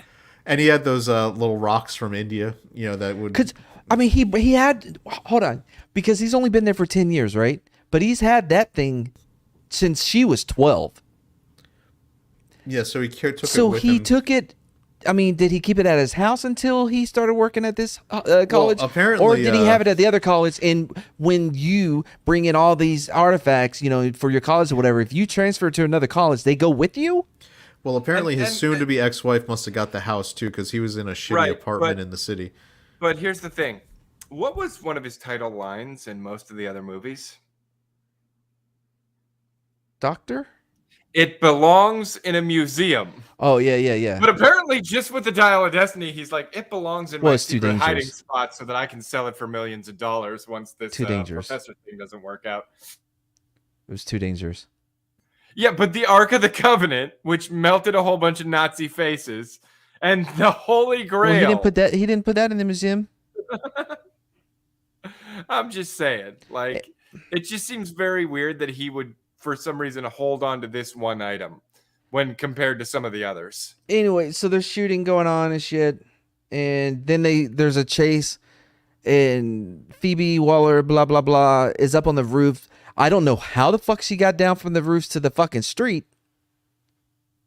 Yeah, so this is when we get into She one of just our. jumped and did a hero landing. Yeah, this is where we get the second major action sequence of the movie, which is the chase into the ticker tape parade. And the if chase you keeps thought going the after first that. one was Yeah. bad, if you thought the first one was bad, this chase is even worse. This movie drained me when I watched it. It has drained me 5 times faster talking about it. I am so drained. And we're only, in movie terms, we're probably only about 45 minutes into a 2.5-hour Shit, movie. man. Who You the better fuck fucking knows? take some more medicine because we got a ways to go. So this is where you've seen it in the trailers. Indiana Jones hops on the horse and he's riding around in the ticker tape parade, being chased by the guy. No, he's riding around in front of a green screen. Let's be Yeah, honest. yeah. The Well, green no, it's screen is a stuntman awful riding in this around one. because it wasn't Harrison Ford. Yeah. Yeah, it definitely wasn't. And then we also get the part where he's, he takes his horse into a subway, and he's. Oh my it's god! just so stupid. And we get to the And part in where there's. pitch black, he somehow sees a gap between the tracks so that he can dodge out of the way of the oncoming subway train and then outrun the one coming from the other direction. And he was that horse was never electrocuted. No. And it somehow managed those stairs at full speed to get out of the way of the second subway train. Man. And then he gets on the train and they're like, "Oh, you got away." It's like, you know where the next stop is. I wanted him to go, "No ticket." They didn't even do that. That would have been you know what I mean? Yeah, there's not a lot of callbacks that work, and so now we've got Indiana Jones. I'll name one that did. That works. Name one that did, Chad. You said not a lot of them worked. Name one that did. All right, so he's on the Where's train Brahma now. with the cricket now? Because I need that. Brahma, bring the cricket. You're in the chat. Yeah, so he gets on the train and he's making his escape from the city because now they have leaked that he was wanted for murder of his, that murders that happened in the course Even though of he this called case. 911 himself. Yeah, and how did they pin this murder on him? Because it's the CIA and they could apparently do that. So we are led to believe the CIA is covering up for a hit squad that works for a German scientist just doing and things. murdered 2 innocent Yeah. civilians in cold blood. Oh Like shit, we college didn't even talk professors. about him and the black Oh, the bellman that was Yeah. bringing in, where they just had to bring in the racism, like, where are your Yeah. people from? even I was So- like, bitch, come on. The cricket's Dude, here. that You was- need Brahma. You need to bring the cricket to That an was Indiana another one that Jones just didn't showing. land. When they had him talking to the You know, the black guy who was serving up the food. Here's the great, like, we had already seen him 20 minutes earlier in a full Nazi SS uniform, but during World War II. But we're like, hey, we're a scriptwriter. We need to make it even more clear that he's a racist, that he's racist AF, and that he's just a bad person. So let's have him somehow survived that. Yeah, I was about to bring that up. To the face. Does he have a scar on his face? He had a slight scar, a small one, like along his cheek. I wish we had a clip of him being hit in the fucking face by that thing, so you can understand how absurd it is that he is. Oh, you've got the clip? No, I said I wish we did.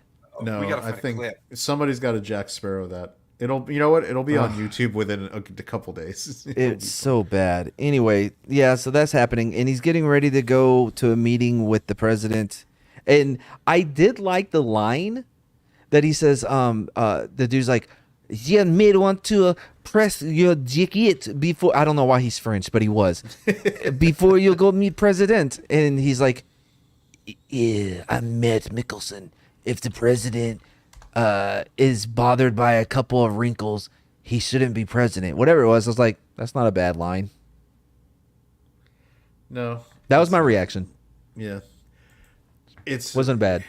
No, and so again, we've got the CIA covering up for his hit squad, and instead of going to meet the president, he's decided that he's got to chase, because they somehow have a dossier on Phoebe Waller-Bridge, because I guess they stole it from the CIA, or the CIA gave it to him. The CIA is humoring him with his search for the Dial of Destiny because he helped them build a rocket to go to the moon. By the way, he also said, well, that's space. We can check that off the list. It's been conquered. Yeah, that was a pretty. You know what? That makes sense that he's a Nazi then, because they tend to just try to check that conquered box a little early. See Russia as an example. And so he's got, and this is in 1960. Here's my favorite part, actually, from when they go to the college that Indiana Jones works at. The CIA agent, the black woman, calls, and they say, we're going to get Jones's file, and within 25 minutes they somehow have his file right to them in 1969. Like, 25 and actually minutes? Try 5 minutes. Yeah, and it's actually in a manila envelope, and I have no idea how they. You ever heard of Western Union? Yeah, because that worked efficiently. Dude, here's how it went, though. Think about this Mads, honestly. when you requested information like your own file from the government, how long did it take you to get your file? It takes weeks. It takes weeks. Still haven't got it. But think about how this went. Phoebe Waller-Bridge, they ambushed them in the archives. Phoebe Waller-Bridge went out the back and locked him in there to deal with the bad guys.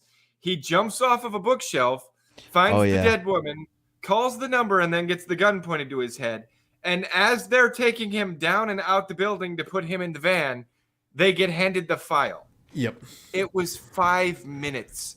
A physical file with his photos and all the stuff, the kind of thing they would probably keep at like the FBI headquarters in Washington, of course, under DC. some arrowheads.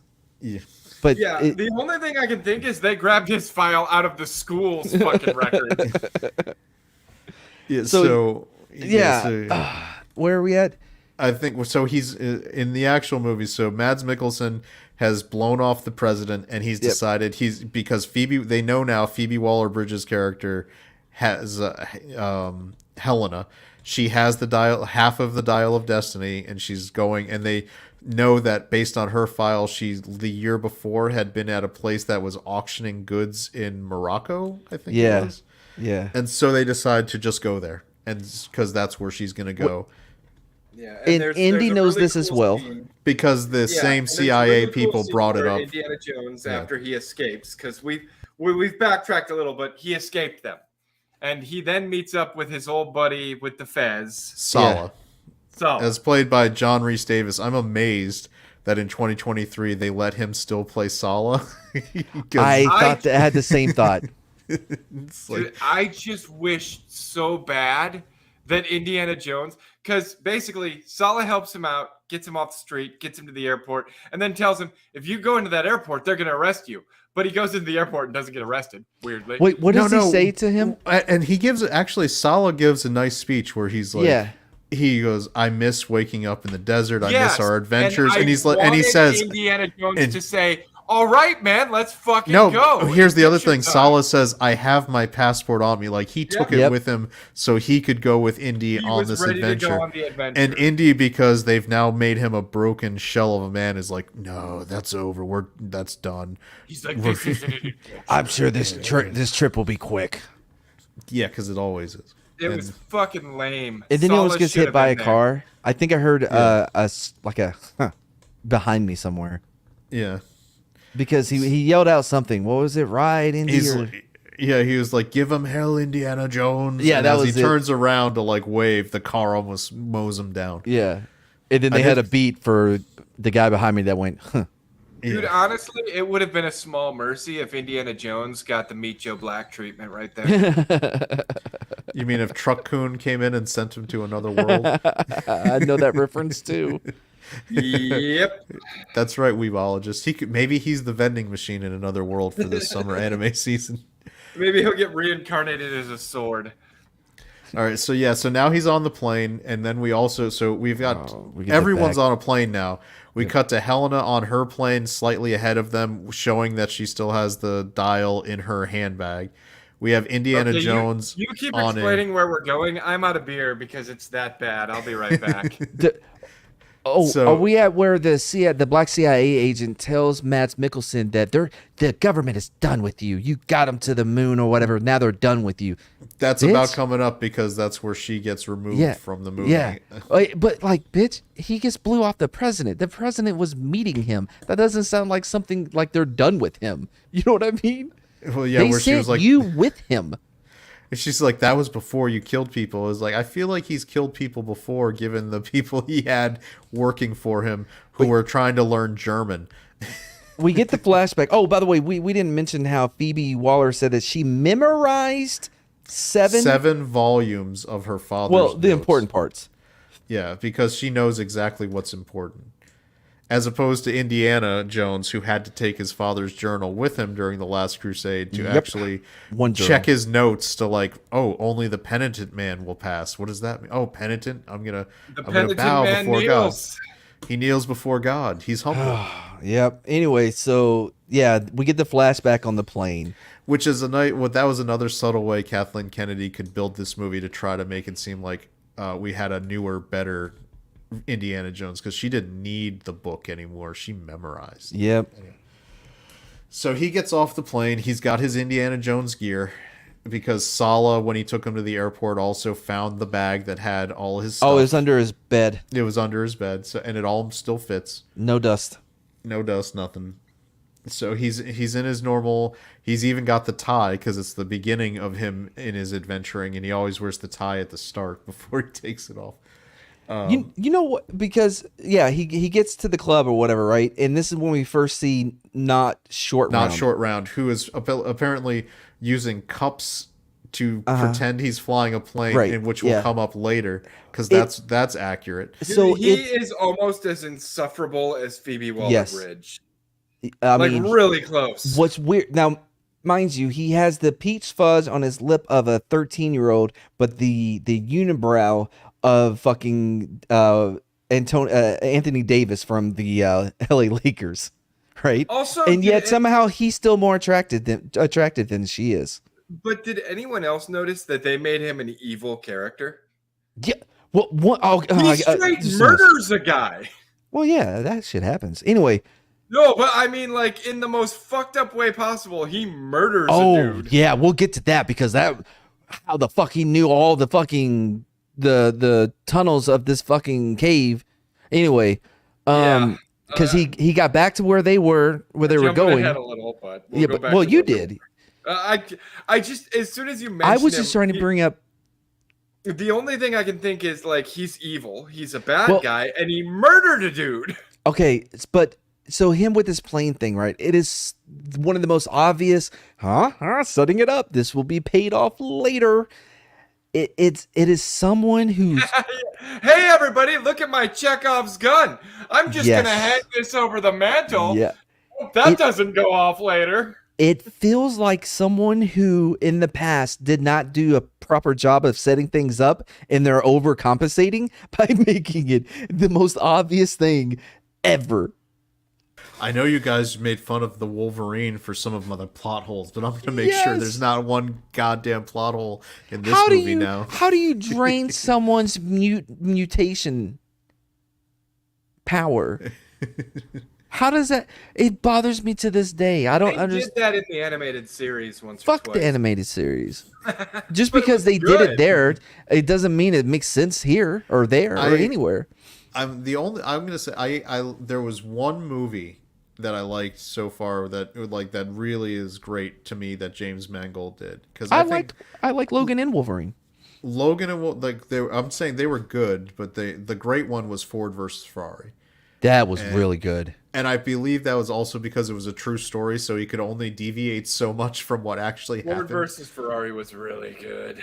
Yeah. I loved that movie. Yeah, so and so that one, James Mangold, he wrote, directed that one. He got Christian Bale in there, who gave a great performance. So that one was great. Matt Damon too, yeah. And Matt Damon. But I'm starting to see themes with James Mangold. He is not somebody you bring in to make an uplifting movie.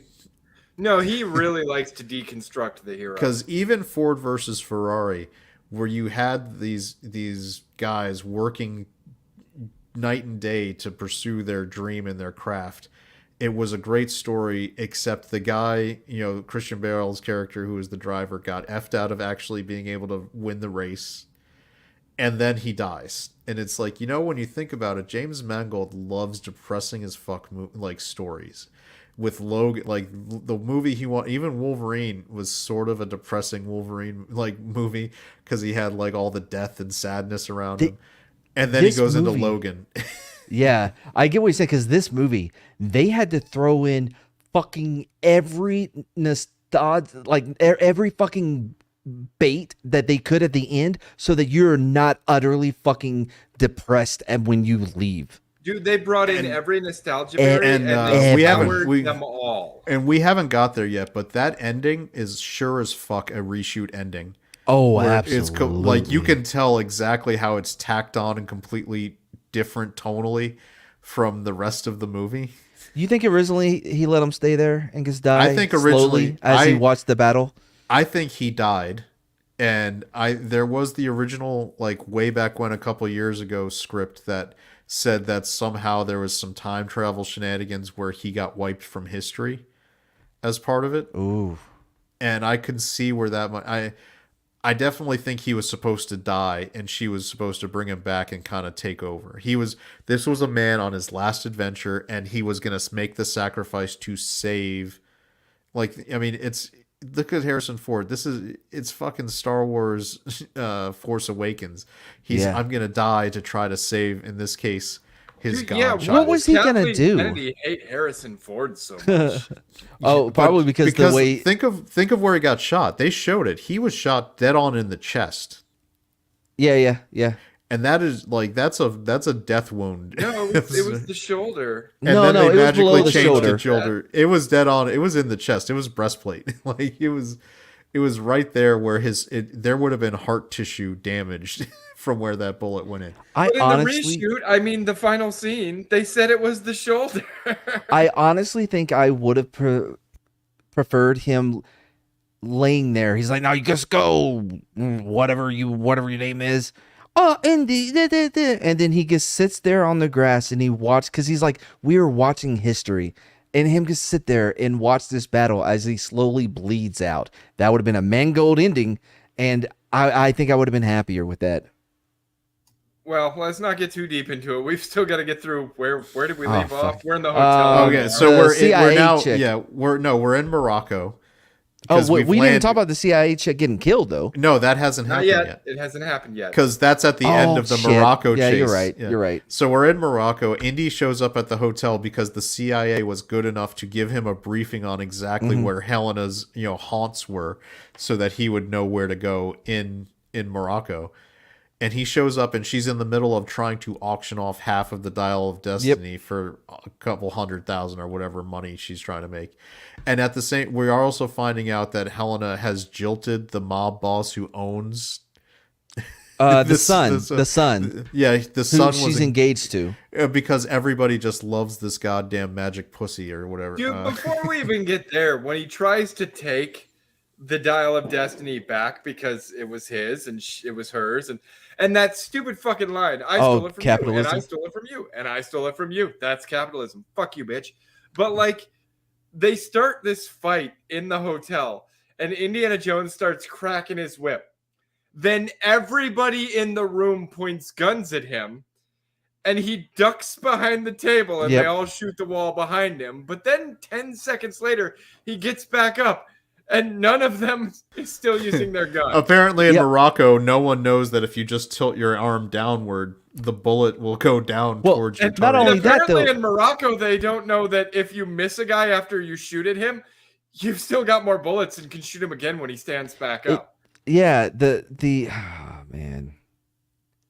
The choices on when to shoot and when not to is so convenient for him because there's so many. He should have been dead. Whatever. Also, Mad, you will understand this. A table like that, you think Bulletproof. that's cover or concealment? They used to make tables more sturdy. Oh, okay. Okay. So at this point, Phoebe Waller-Bridge has got the dial stolen. Yeah. By Mads Mikkelsen's character shows up and has now reclaimed the dial, and he Yeah. gets out into his 1969 Nazi mobile, which is, as Slender said, a nice looking old Mercedes. Or Easily a 5-minute head start. and he's gone for several minutes ahead of Helena, Phoebe Waller-Bridge, and Indiana Jones getting out of the hotel. Yep. And so they hop into a Slender. What are they hopping into for this chase scene? They hop into a fucking tuk-tuk, which I think caps out at about 30 miles an hour. And by the way, that's at max speed if it's like not loaded. They have two That's a full-grown souped up adults. tuk-tuk that hasn't lost any of its 350 And- cc's of horses yet.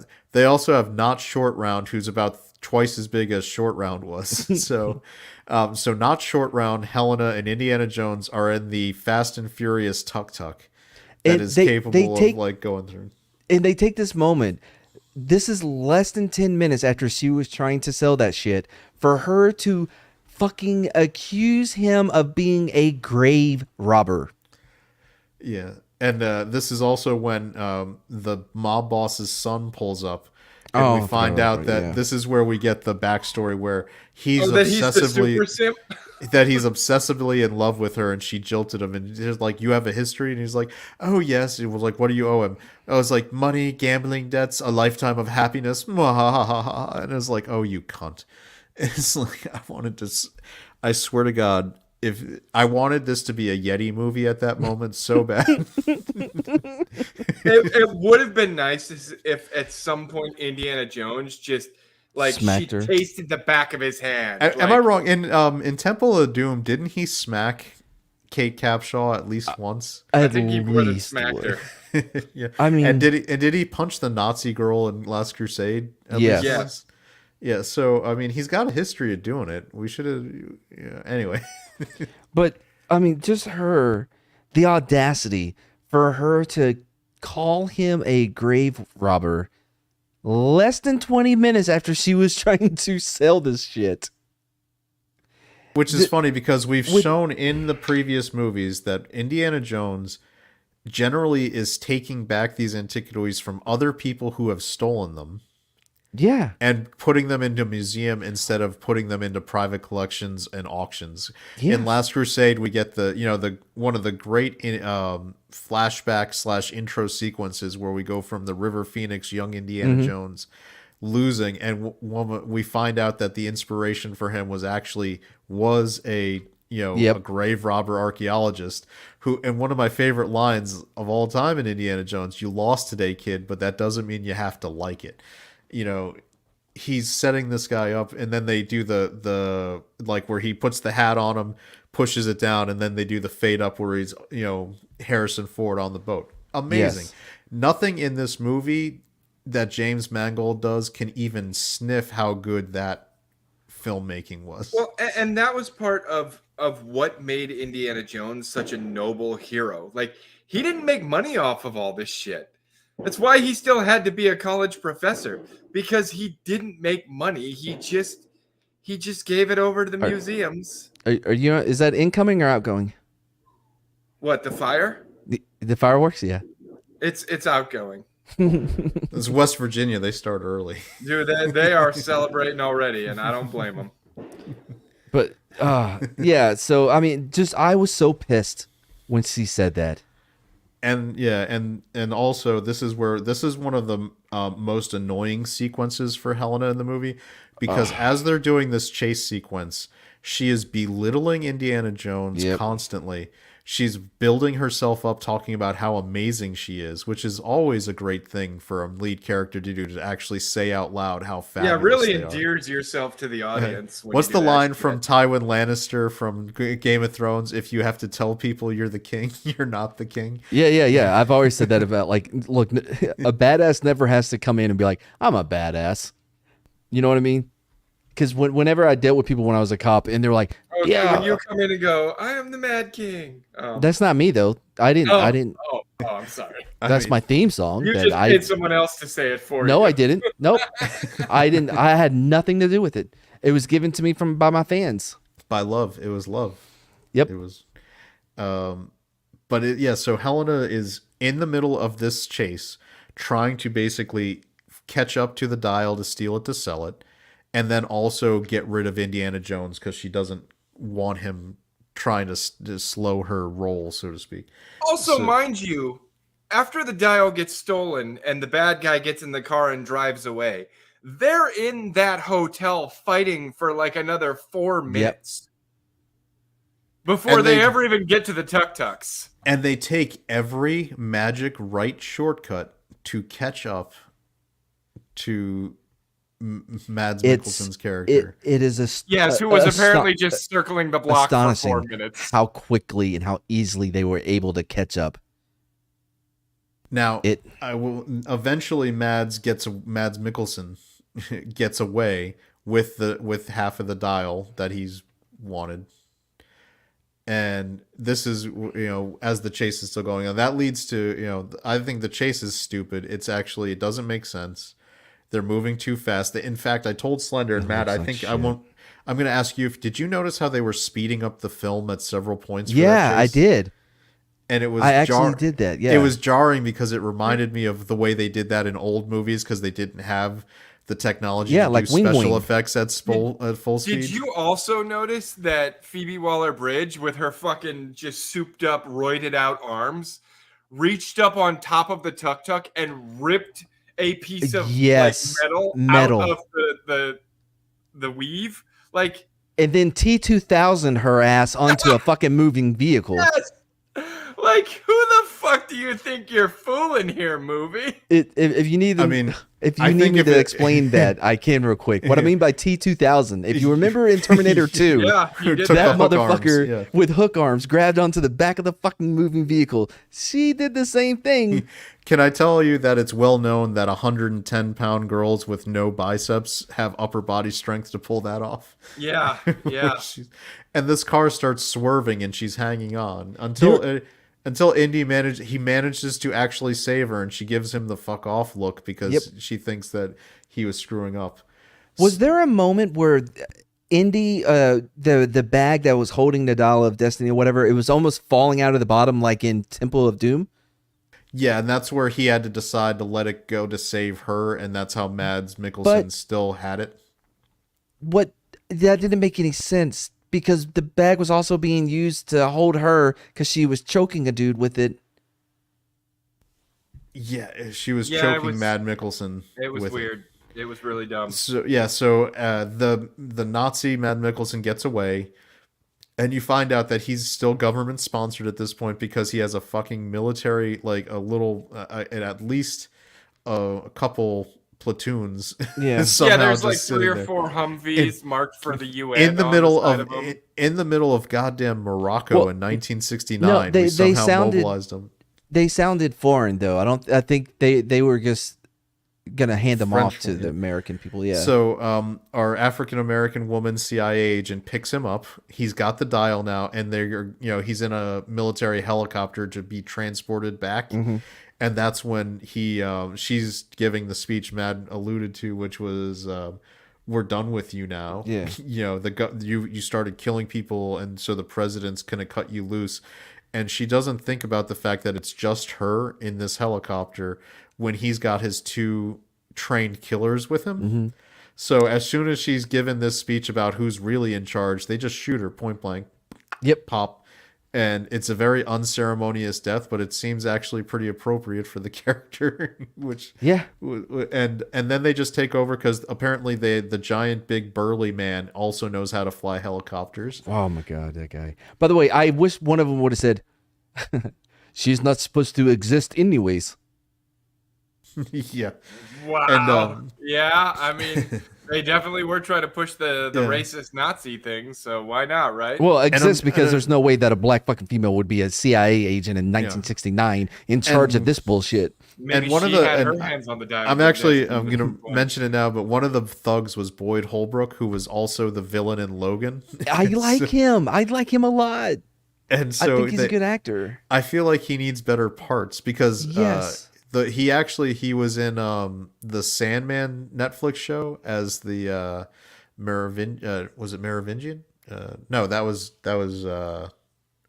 Matrix. What was his name? I was going to say, the Merovingian was in The Matrix. What was his? All right, so he played a nightmare in Sandman, and he was really good in that too. He's getting typecast as really bad people. He might need to work on that though. He's never going to get a Hallmark movie.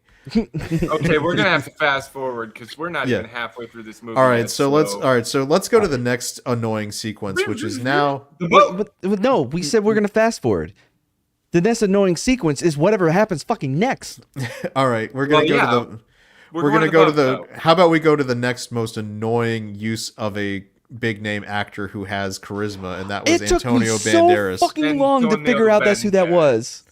Yeah, so Who they also made gay. If you didn't notice, there was some subtext there.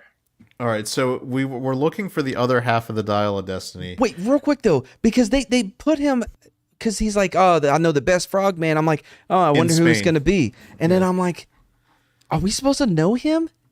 No, he was never in an Indiana Jones movie before. And then I was like, is that Antonio Banderas? And I was like, no, there's no way that they would add a new character to this movie and say that he's known him for years. and not know. Tina over here, maybe she's Foxy Brown. Well, she's The not whole going to be point, in a the sequel dumbest anymore. part of this is they introduce these new characters because they aren't even characters, Matt. They are plot But contrivances. here's the thing, They are but Deus Ex Slender. Machinas that are but introduced they so that need the to- story can progress. They the need way to they not want it to. hire somebody like Antonio Banderas because for the 3 minutes he's on screen with the 4 lines he has, Yeah. he exudes so much more Yes. charisma than Helena, as played by Phoebe Waller-Bridge. It actually is painful because you're like, this is what a real actor, even in a small Yes. part. Dude, It made me think of you the could Wayne's put- World scene where I know this is a small part, but can't we get an actor who actually You cares could and have then bring in Harrison Chuck Heston? Ford carry around a Mr. Potato Head and talk to him. And the Mr. Potato Head would have more charisma than Phoebe Antonio Waller-Brown. Banderas, when he's telling the kid how to swim or whatever, it was a legit good. I was like, that's kind of cute. That was the only part where not short round had Not Short Round, yeah. was sort of likable. Yeah. And then they what's great is they also lead this in, so they decide they have to go to the wreck where they found the first half of the dial because the other half is still down there just lower. Yeah, it's a little further. And they couldn't find it years ago because they didn't But it have wasn't even scuba the other equipment. half, was it? I thought it was No, like the that- map. Oh, no. that would Oh, show no, where that's the right. other Yeah, it half was. That's Never right, mind. yeah. It was the map to the other half. Yeah. And so they're going down and they're diving in the water because Antonio Banderas. Wait, before they dive into the water, though, Eels. Antonio Banderas has to tell them about the screeching eels. Because we need to call back to try to, remember Yeah. Indiana. Hey guys, do you remember that Indiana Jones doesn't like snakes? And Yeah. and then they But talk we're about gonna- how dangerous we're gonna- they are and how We're gonna when they subvert bite your you. we're gonna subvert your expectations by making water snakes, man. But the way they described them, like, oh man, once they bite you, those jaws lock or whatever. And the amount of fucking eels swimming around them, and no one got bit. Indiana Jones and biting him repeatedly. Yeah. Yes. And also, there's a part where so apparently the best diver in the world stays further up to watch as Indiana Jones and Phoebe Waller-Bridge go down into the wreck. That like he's just like, peace. I'm gonna stay up here while you guys actually do the deep water part. I fucking hate this. Why did they kill him? Well, furthermore, before they even do that, when they see the other boat come and they realize what's happening, and he hits the inflatable vest on Phoebe Waller-Bridge, So they can get up with him. Into the surface. It's like, well, you just killed her because now the nitrogen in her lungs is going to expand very rapidly. Well, no, the guy. That's what he told him. He said you got to be up within the 3 minutes. Thing to try and explain that away, but that's not how that shit works. But within the movie, though, still, the Mads Mikkelsen and them find him. And they get on the boat, and then they cut the line to the one dude that was the highest up. Why didn't he pull his thing to go to the? No, they all got out. There was only 3 of them in the water. No, that's not true. There was 4. 4 of them went down. You had Antonio Banderas. Antonio Banderas, No Name, Phoebe Waller-Bridge, Harrison Ford. Because there was a guy dead on the boat when they came back. Yeah, that's a different guy. Yeah. Okay, so there was another. All right, yeah. So why the other diver didn't do that? They cut his line. To unshackle. Yeah, you unshackle your weight belt and you hit the button to get to be brought up to the surface. But with him, they cut his line. How they knew he wasn't an important character? Sure, but they cut his line. Red. He's like it was like cut the red line. That's the red shirt. They cut the line, and he just goes, "Oh, I'm falling to the," and I'm just like, bro, pull the thing. Did you also? But he was so experienced that he didn't have a thing. Now and before they even got to that, there was the part where Helena finds Indiana Jones finds it, she points it out, and then Helena goes into the wreck underwater and takes the container they need, and she just peace out and she's like, "Fuck you, Indy. You can deal with the eels. I'm gone." she leaves him. She noped out of there hard. She noped out of there, and I think that they had to do an edit where somebody told him was like, you should probably have her go back and not just have Indy get out of it on his own because it looks really bad that she just left him to die. But again, though, these eels, there were so many fucking eels that were explained to us by one bite, man. They're gonna lock in that jaw, and the plot armor. It is so whatever. Go on. Yeah. So now that we're on the boat, we have the map. When you mentioned the eels, though, I will say that is number 8 on my list of things that should have killed Indiana Jones. In this movie. We're at number 8. Yeah. So now we're on the boat, and evil Nazis have killed a couple of the most superfluous crew members, and left Indy, Helena, not Short Round, and Antonio Banderas still alive. And so at that point, they're talking to Indy. They discover that the map is in a code, and they need him to decode it because Mads Mikkelsen doesn't know that. Oh, but no, he doesn't. But he was wrong about what it would be. Remember?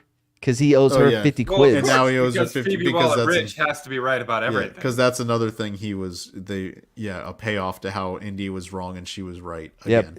Yep. Her dad taught her when she was 9 years old. But then, badass that Indiana Jones is, when they tell him to translate it, he's like, no, fuck you. So they kill Antonio Banderas to show that they're serious. And that's when Phoebe Waller-Bridge says, "Pay me money and I'll translate it for you."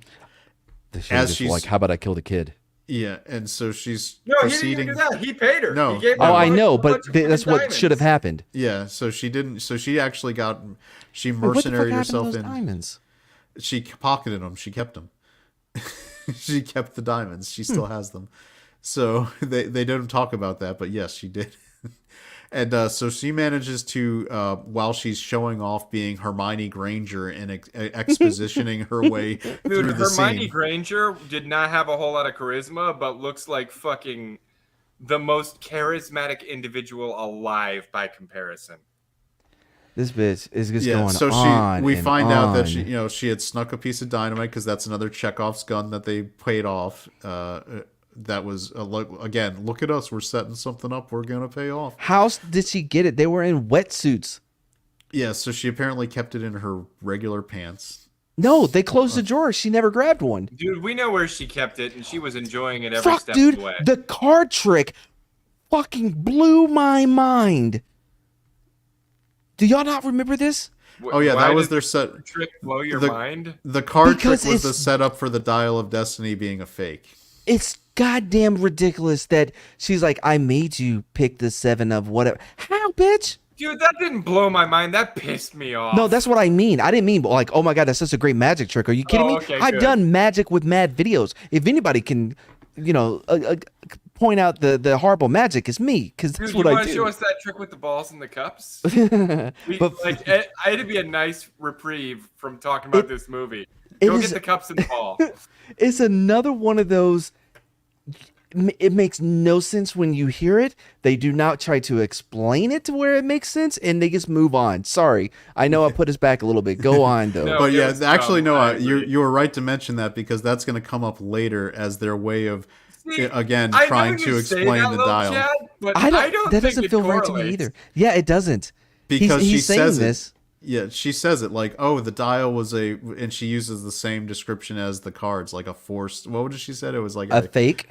a fake. I forced your choice or whatever she said. It was the same line. Yeah, not buying it. Yeah, I don't was- think that's it's- right. no, because it's fucking stupid. It's is lame why. as fuck, and it doesn't make sense. Anyway, all right. So she fakes her way out as she lies to Mads Mikkelsen's character about Doesn't matter. where the other part is, and she uses a stick of dynamite to blow up the boat and for them to get away on his boat. Mm-hmm. And so magically, Mads Mikkelsen, just by watching binoculars in the Aegean Sea, is like, I know where the fuck they're No, going. he goes. They're going west. He's like, they're not Not- going east. Yeah. They're heading west. But So that. And then I'm thinking but- to myself, they threw a stick of dynamite at you. Your buddy, one of your henchmen, kicked it below decks, and it went off. Yeah. You're But they had on a. this boat. They Guess had a what's dinghy. below decks? You know what's below decks, Madden, little Chad? Water. all the The equipment. engine. Oh. The engine is below decks. So What is you're it? probably taking on what's the water. name of the pump that pumps the water out when The sump you're pump. is it a sump pump on It's a a boat? sump. Yeah. Sump. It would be down there and would be destroyed as well. It'd be destroyed. They the had a engine would be dinghy. destroyed, They'd probably be taking out water, and they'd be dead in the water and sinking. No, they had a So- dinghy. Yeah, that dinghy is not going to get them where they want to go. But this is the problem with this movie because there's so much shit wrong that you're missing the whole west east thing. How the fuck can you see somebody going west and then show up at the same goddamn fucking Yeah, port that they they're- ended up at? They're going west. I know All right. where they're going. So The I'm only gonna- place they could be going is this cave. So hold on, they didn't know. I'm gonna say, all right. The one I've been thinking about it, and it did make sense in this one way, which is I doubt it. Archimedes. They said Archimedes only lived in 2 places his entire life, and one of them was Sicily, which would have been west of where they were, and the other place was not. Was Yes, east. but I think where- you guys are missing my point. While there so was he a dinghy he went on to that ship, Syracuse in Sicily. but you guys are missing my point. While there Yeah, was how a they got dinghy there. on that ship, they would never have caught up. It would have taken them days, possibly weeks, to get that thing to shore. So they wouldn't have showed up later that same fucking day that Indiana Jones went this into the guy. cave. I bet this guy complained about Batman getting back to Gotham. I did. You from Dark Knight Rises, where he's Yeah. like, "Hey, it's a good thing that you managed to hop on the charter flight and get there within like 8 hours." But I will argue that once Batman got out of that fucking well and went and got a phone, he can basically charter a private Yeah. jet to get Well, there that same day. No, didn't they shut down all of his money? Also, where did he get a phone? Dude, He made the jump, man. He got out of the Matt, you know darkness. as well Yeah, as no, I know, but You know as well as when You- he you got think out, there was you could a- see a town. You know as well as I do. Even overseas, you can ask someone if he can use their phone, and they'll be like, "Sure." you think there was a Especially if they kiosk? think you're American, because you've got money. He gave him the League of Shadows special handshake, and they let him use All the right. phone. Well, dude, 'cause he okay, had so been- fuck that movie. I want a Yeah. cigarette.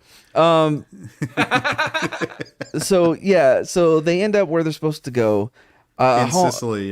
Yeah. Little kids like, but I thought we were the bad guys. She's trying to be a good guy. I'm not short round, but I'm gonna go this way and do something he never did. Get my ass fucking caught. Well, okay, actually, yeah, short round did get caught.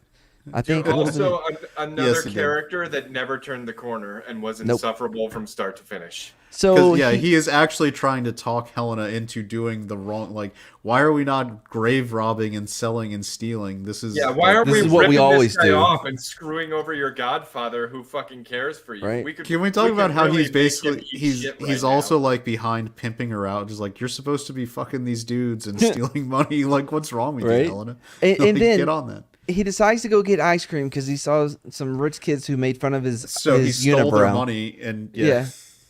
He should have bought a razor and taken care of that. It was the problem. straw hat. They're like, that's a stupid hat. And he's like, oh, I like this hat. Anyway, so he goes to get ice cream. And wouldn't you know it, he went to go get ice cream right where they parked their boat, or Mads Mikkelsen boat. It's not just in that. And He they was like, saw it's him a. coming and set up the ambush Yeah. for him. Like, And it's they set so it up in a dramatic. deviant, like they set it up so he's like, I'm gonna be sitting here ready to go. Well, hello, and then when you try Yeah. to run away, I'll have my giant gargantuan man ready to But Like, I'm grab you. surprised he didn't walk out stroking a cat and be like, well, hello, I- Mr. Unibrow. I figured out how they found a boat. They had a fob tracker on it, like in Mandalorian. Of course. Makes sense. Because there's no other way that they came across this boat. But we've already talked about this. Now the kid's kidnapped, and Hella and fucking Indy are going to the ear of blah blah blahs. Yes, where they somehow find the one thing that nobody else ever saw because no miner ever looks up. This bitch. When as soon as she listen, they're like, we gotta find where it's the loudest, and this bitch goes, bum bum bum bum, and I That went, was the most annoying, Oh my cringe God. bullshit in the whole damn movie. Yeah. I was like, why are you guys doing this? Well, And no, then the he the most humored her. annoying cringe part is once they find the spot that they're supposed to go to, Indy figures out that, oh, it's the crescent because that was on the thing. And so that they need to climb up where that was being through. And then she proceeds to just speed run the climbing and Dude. leave Indy in her dust. That, I will say, is one of my favorite parts of the movie.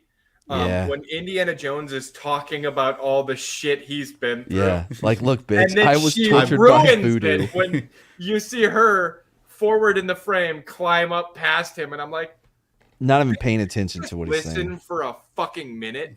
Like a legend is talking to you right Did now. you not hear when he said he was fucking tortured by voodoo? Yeah. You don't got any fucking What- questions, bitch. And I had to drink the blood of Kali Ma, you cunt. Yeah. And she wasn't like, Kalima, who's Kalima? No, No, she's like, don't give a shit. Going to get the dial. Like, bitch, that's the most interesting All right. thing anyone And has the- ever said in this fucking world. And this led to one of my fuck you movie thoughts, which was after we get through that part, after they go over a rickety bridge, because you got to do that, they get to the small dark space where they have their flashlights. And this flashlight had been working completely fine before, and this flashlight proceeds to work And that completely bitch- fine after. But right in this sequence where it needs She to start started flickering, fucking with it before it even started Yeah, flickering. and too. she's still walking though. I'm like, bitch, stop. Say, hey, mine's going out. Let me have yours since I'm in the lead. She just keeps walking. I'm like, I hope you fall off a ledge, bitch. It would have been doing us a favor if she had. I've never hoped for a Then they character's get death into the more. Space and she's like, "What's that smell?" And he's like, "That's methane. Don't Oh my breathe." God. I'm like, And then they Oh, just look. continue to breathe as Yeah. heavily as possible. and then they proceed to then, just not water care about it. The displacement. entire... Water displacement. Archimedes loved water displacement. We got to stand here. I'm like, What? fuck Well, both it was of put you. and put Fuck the you, blocks movie. in. It was like we were playing Assassin's Creed and we had a level 1 Yeah. puzzle. Apparently the big MacGuffin is protected by a level 1 fucking Zelda puzzle just- where you put the blocks into the water and then it drains and opens up the hatch. Hearing Indiana Jones say, don't breathe, and then the camera goes close up, and he is just. I mean. Don't breathe. All the air in here is mine. They show no effects of the methane, but it's the most serious thing ever. water. So yeah, fast forwarding, they're in there. They find where the Dial of Destiny is. The fucking Nazis are fuck. obviously following them. The kid tries to get away, fails, so they handcuff the kid to the big dude. The big dude then has the key and, In his pocket.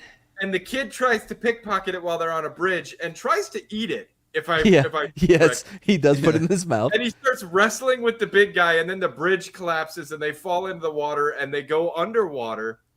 And there's like a grate Yep. that's too big for the big guy to fit through.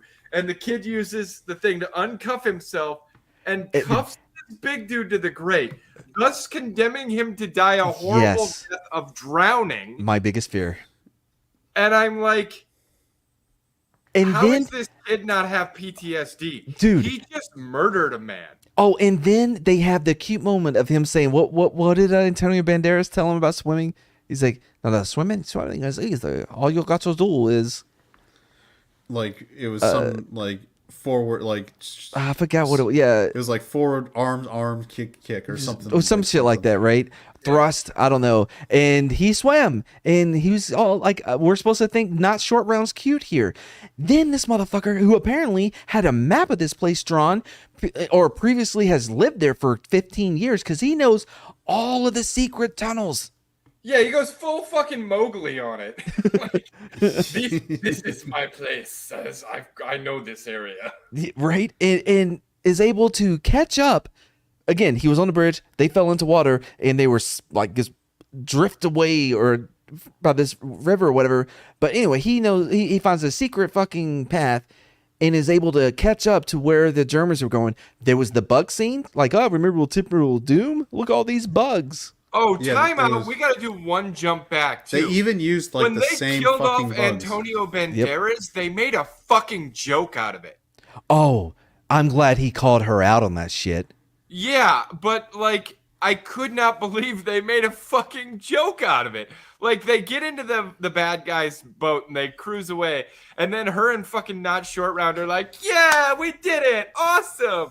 And Indiana Jones look at him and he goes, "One of my best friends was just murdered," and they're like, "Oh, Oh, well, okay, aren't you I get. encountered, Mr.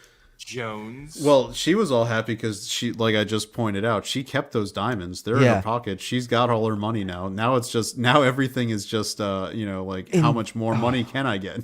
And then this bitch treated him like a 3-year-old. You're trying to teach what shape block goes into the hole. She's like, "Doesn't that feel a little heavy to you, Mr. Jones?" Yeah. Oh, that shit pissed me off. I'm like, It's like you oh, this couldn't cunt. even give him that. Nope. She had to guide him to him being Yep. one right about the cipher, because what was the cipher that was inside? Oh, it was when Indiana Jones said it was going to be. oh, funny how that 50 quid didn't come back up. Yeah. Well, she was busy putting the diamonds in her dynamite hole.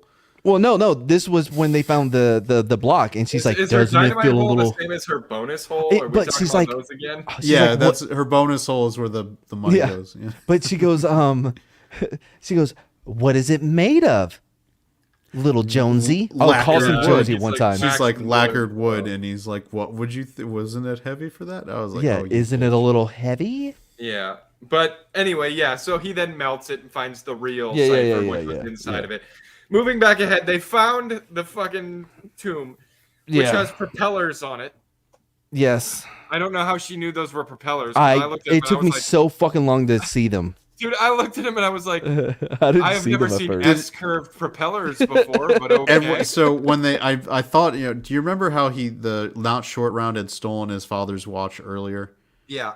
And so I thought that was when they pointed out the wristwatch on Archimedes' dead You thought body. Not Short Round had put it on there as a signal? No, I thought I thought this was a time, that was going to be the time travel loop thing where, that was actually Indiana Jones's body. I haven't even put in a lot of thought in the time travel. I know it's No. not going to fucking work. Only because, at this point we know it's a time travel story, and when you see the wristwatch on there, I thought that this was the setting up, I had no clue.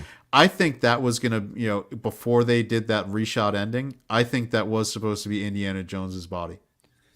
But so now we're at the point where they But- another scuffle ensues, obviously, and the bad Ending guy this once again escapes with the other half of the dial of Wait, destiny. wait. Wait, I have a question though, because I really didn't know the answer to this. Okay. So they have the two pieces, they put it together, and then Mads Mikkelsen takes out another piece I've never seen yet in this movie.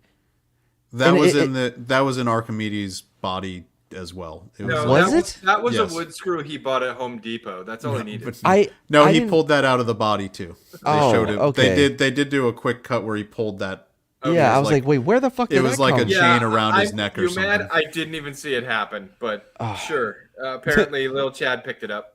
Anyway, yeah. I mean, so, it's still stupid. But Still once again, stupid. another scuffle ensues. People, this, that, and the other happens. Blah blah blah. We're gonna fast forward a little to the plane. Can we fast forward to the plane? Yeah, let's, Indiana oh, Jones well, gets shot.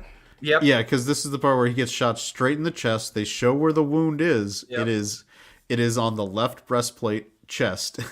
And then they take Indiana Jones away, and he ends up on the plane with them. And like they just randomly go to some fucking airfield that has a flying fortress in it.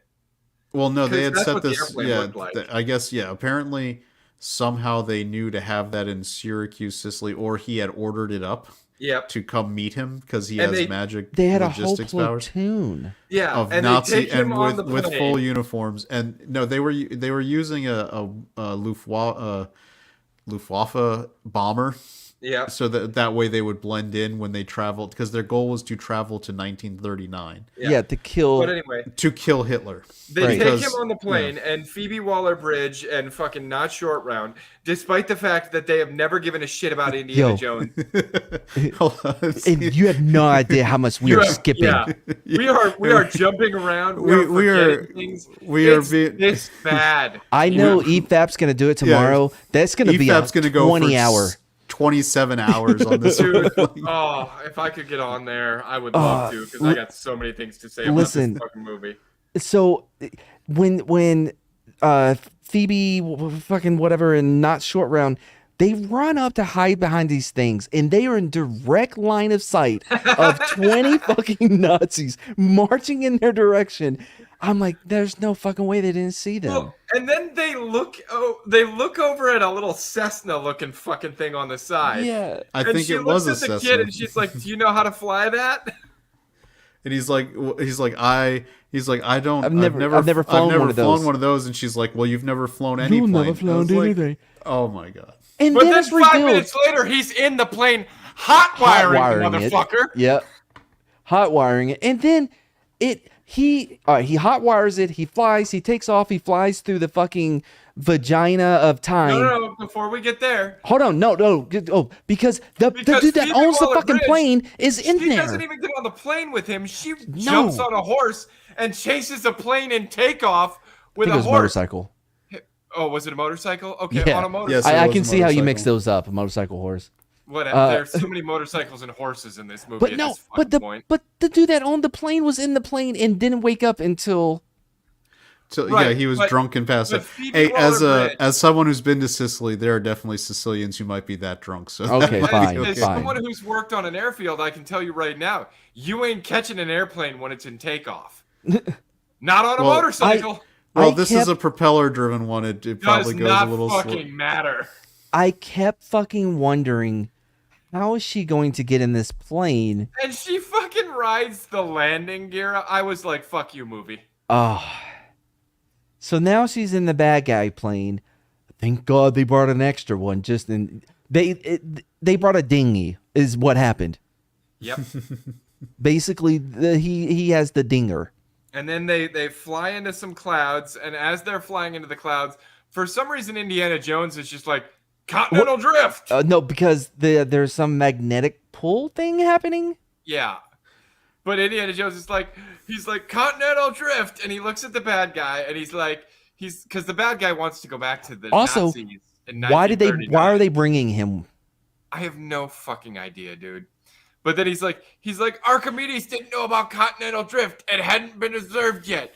I don't know where this portal's gonna take you, but it's not 1939. Ha ha ha ha ha. Yeah, so the idea is, and it's stupid. I'm just gonna explain what the thought that they said All in the of movie it is stupid. was that if you put the two dial components together with the like unlock code in the middle piece, it will like you can plug in time, like the time you want to go to. No. And it'll give you coordinates. You can't choose what time. It will identify. It's just supposed to show you where the nearest ripple is. No, not Ripple. Fisher, which they Fisher never and explain time, what the fuck yeah. a Fisher in time even is. But apparently, it's because of sky vagina. But it's When the only cloud on a spreads its specific. legs. It's only on specific dates. It's always August 20th.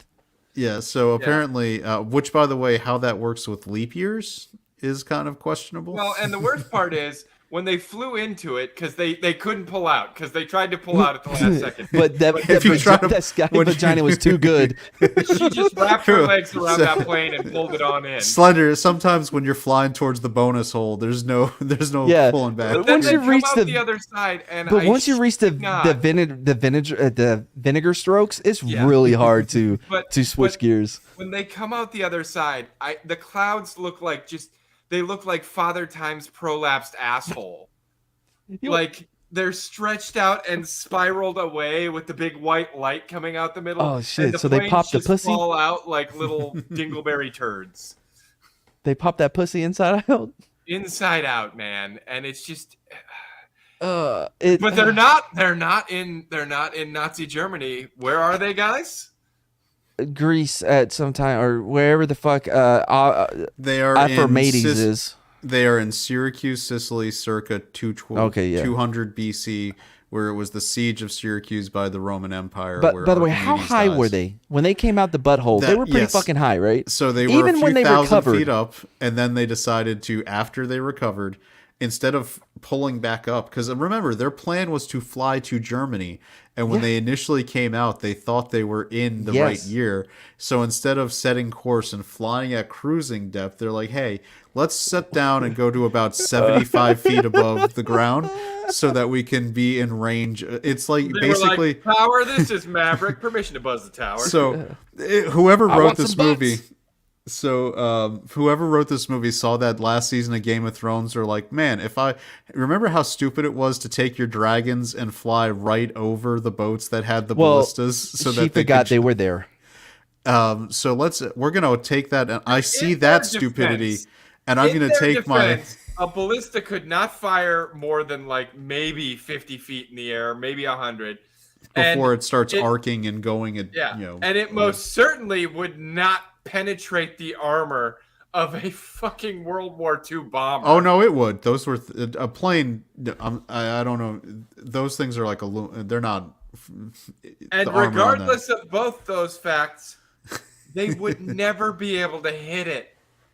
Well- You think they can lead those fucking Yeah, aircraft? I didn't. Well, yeah, that's why they had to be going 50 feet above them at going like a cruising Even then, speed. Yeah, like I mean, it's Even stupid. Yes. then. they had to shoot all of them. And then they managed to, with one machine gun and Boyd Holbrook, apparently take out the entire Roman navy when they've gotten annoyed after the ballista started. And instead of again, Yeah, It the really Nazis was saved 'cause- the world. the first ballista hits the side of the plane and it doesn't. I mean, yeah, it penetrated, didn't but it even hit didn't. the side. It went through the fucking engine. No, I No, don't. that think was the second first, one. That was So later. The So first one went through the engine. The second one, after they opened the door, hit the door and ripped the guy out the door. no, so That they was got the hit. second one. The engine wasn't one of the first hits. Yeah, it wasn't. Because I So they- remember as- thinking you. As I soon as you remember get that thinking they first should hit, go you up. pull up. Yeah, Yeah.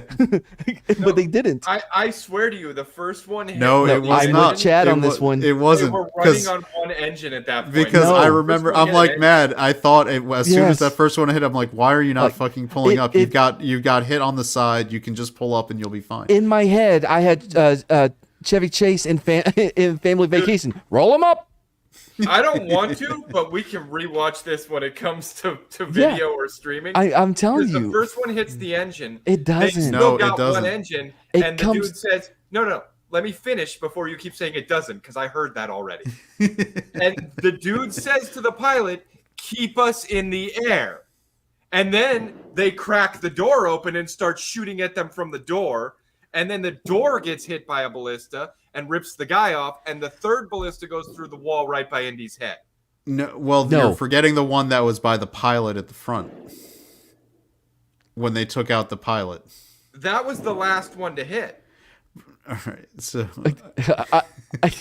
I'm with Chad on this one. The first one goes through the plane next to Indy, which is what Indy uses to cut his ropes, right? yes, exactly. Which is a center hit on a World War II era bomber. Yeah. So those things were designed to take a lot of damage and still fly, as long Yes, as they the were. engines were not hit. Which is I'm why telling as soon one as of you the get engines was hit. yeah, Yes, it was. afterwards, later, as soon as that first one hit, they should have been pulling up out of the flak, so to speak. All right, well, Anyway. let's someone who rides the high seas will confirm this Yeah. for us later. So And all I'm saying is those fucking Romans were the best shots in the world. they were not as good as leading an Acromenides. aircraft like that. Something they had never seen before. Well, apparently we're forgetting that Archimedes was using fucking lasers with like these mirrors Yes. like, that were apparently. Actually, yes. they like- never showed the lasers. They did show the hooks that were flipping the ship. Well, they showed the They mirrors showed on the the top mirrors of the too, walls. Yeah, Yeah, but they never showed them being used. yeah. So I mean, Anyway, all right. so they crashed because they got hit too many times by fucking Roman giant arrow things. So wait, before they crash though, Phoebe Waller-Bridge Oh, I and, forgot about her. and Indiana Jones parachute out. Like she's hanging off him after he's been Oh my shot God. in the chest, and Bro. she's hanging Also, off him. got and- news for you. When you pull a parachute like that, I don't care how hard she was holding on to him. Yeah. He's done. She's But- not staying on him. How about this? She's 110 pounds, holding finger by her fingers with a 200-pound man wrapped around her legs. Well, I mean, they established that her character is used to that. Oh yeah, I forgot T2000. So, all right. So so they're parachuting in like it's fucking Normandy out of the plane, and then the plane proceeds to crash into the beach, and somehow, out of this plane crash, the Nazi guy's body is right there on the ground, perfectly preserved. Not What? what's I mean, it was burned up. Yeah, I mean, it was don't know. looking he had like no mad face. after a bad Yeah, day. absolutely. I mean, why? Maybe that was just a continuation of the wound he had from the train finally coming to full. But, yeah, but and his so- watch is still Actually, working. what we didn't know was it had nothing to do with the plane. They also had the Ark of the Covenant in the cargo space, and it fell open when they crashed. so yeah, Acromenides grabs the watch, and he's like, "Eureka!" And he had the dial, and they picked up Also, the did dial any of from you the notice future. that that's a paradox? No, it's a closed time loop. No, you've created a paradox because the only reason Archimedes apparently was able to finish creating the Dial of Destiny was because he saw the finished Dial of Destiny. That's just closed time loop. No, that's a time No, paradox. right. It's He explained. cannot finish it unless he sees it finished. No, but it's he cannot see it finished unless yes. he finishes it. That's It's a the time paradox. It's the grandfather paradox. No, but it's yeah. It's different. So the way I heard it explained was easy, right? So let's say there's a comedian. One day he's at lunch and his future self comes up like, "Bro, this is your joke. This joke is gonna get you over the top." So the comedian starts using the joke and gets real fucking famous, and then he goes back in time to give it to his younger self when that time comes. But who wrote the joke? He still wrote it himself to himself. Did he? Because How would he he got have it from written his it future if he- self. Yeah, how would he have written it if he didn't know to write it until his future self? But told he him to didn't write it. Yeah, the future I- self gave I it to look- him. Where I did his can future live- self get it from? Look, it's Terminator style. I can live with closed time loop rules. That part didn't bother me That's as much. not a closed time loop. It's not a That's closed time loop. paradox. Yeah, It so is it's a because it's paradox. like having the Terminator, stuff come back to build Skynet. Yeah, that one's fucked up too. That one doesn't work either. Yeah, that also is Only a when they paradox. destroyed Skynet. That's where it got screwed up. Anyway, the shit doesn't Anyway, work. But of all the we'll pretend this that is it does. we the reason we're arguing this much is because I think we're all trying to avoid the one that was probably the worst part of the movie where Indiana Jones gives up on life and then gets Dude, one after punched. they came out of Time's prolapsed asshole, the movie this was the worst. Everything. So Archimedes now has the Dial of Destiny from the future and the wristwatch that was on his dead body when they found it. So so he hands, he's bringing back to the people from the future. And we now know where the propellers came from because Archimedes. Yeah. They thought Archimedes maybe traveled time with the Dial of Destiny. Right. No, he fucking did. He Yeah, never so- did because he knew it was a stupid idea. And But this is where apparently- through throwaway lines from Helena, we find out that the dial was always rigged to only take you to one point, which was the siege of Syracuse to help out Archimedes. No, It was no, no. never How the fuck gonna does he take come you up with anywhere that? else. Real Chad, this is where you found out that. That doesn't make any fucking sense It makes to me. zero sense to me. I'm either. telling you what the movie said. I'm not telling you Right, that it right. makes I know, sense. but I'm not getting it. What No, the movie 'cause of said the- is not translating to me. the continental shift. Remember? Yeah, what because about the it wouldn't continental matter. drift? That's the whole point. It wouldn't matter. He was always going to direct you to the fissure that would take you to Syracuse. But the continental drift. All right, I didn't think it's not that it makes sense. It's what they said it was. And so You know what it Archimedes really is boils there. down to is if Indiana Jones had just been like, here, take the fucking dial, I don't want to die, and then went on about his business, nothing would have changed. Or if that Nazi at the Nothing. beginning would have used his gun instead of the spear. Yeah. So I hate, that's also the logic for the people who rip on Raiders of the Lost Ark, because they're like, look, if Indiana Jones hadn't done anything and they found the Ark, they would have taken it to the island because that's where they were going to open it to test it anyway, and they all would have died just like they did in the movie. So Indiana Jones really was superfluous to the Nazis being. I don't Right, give a but shit. then- It was a good movie.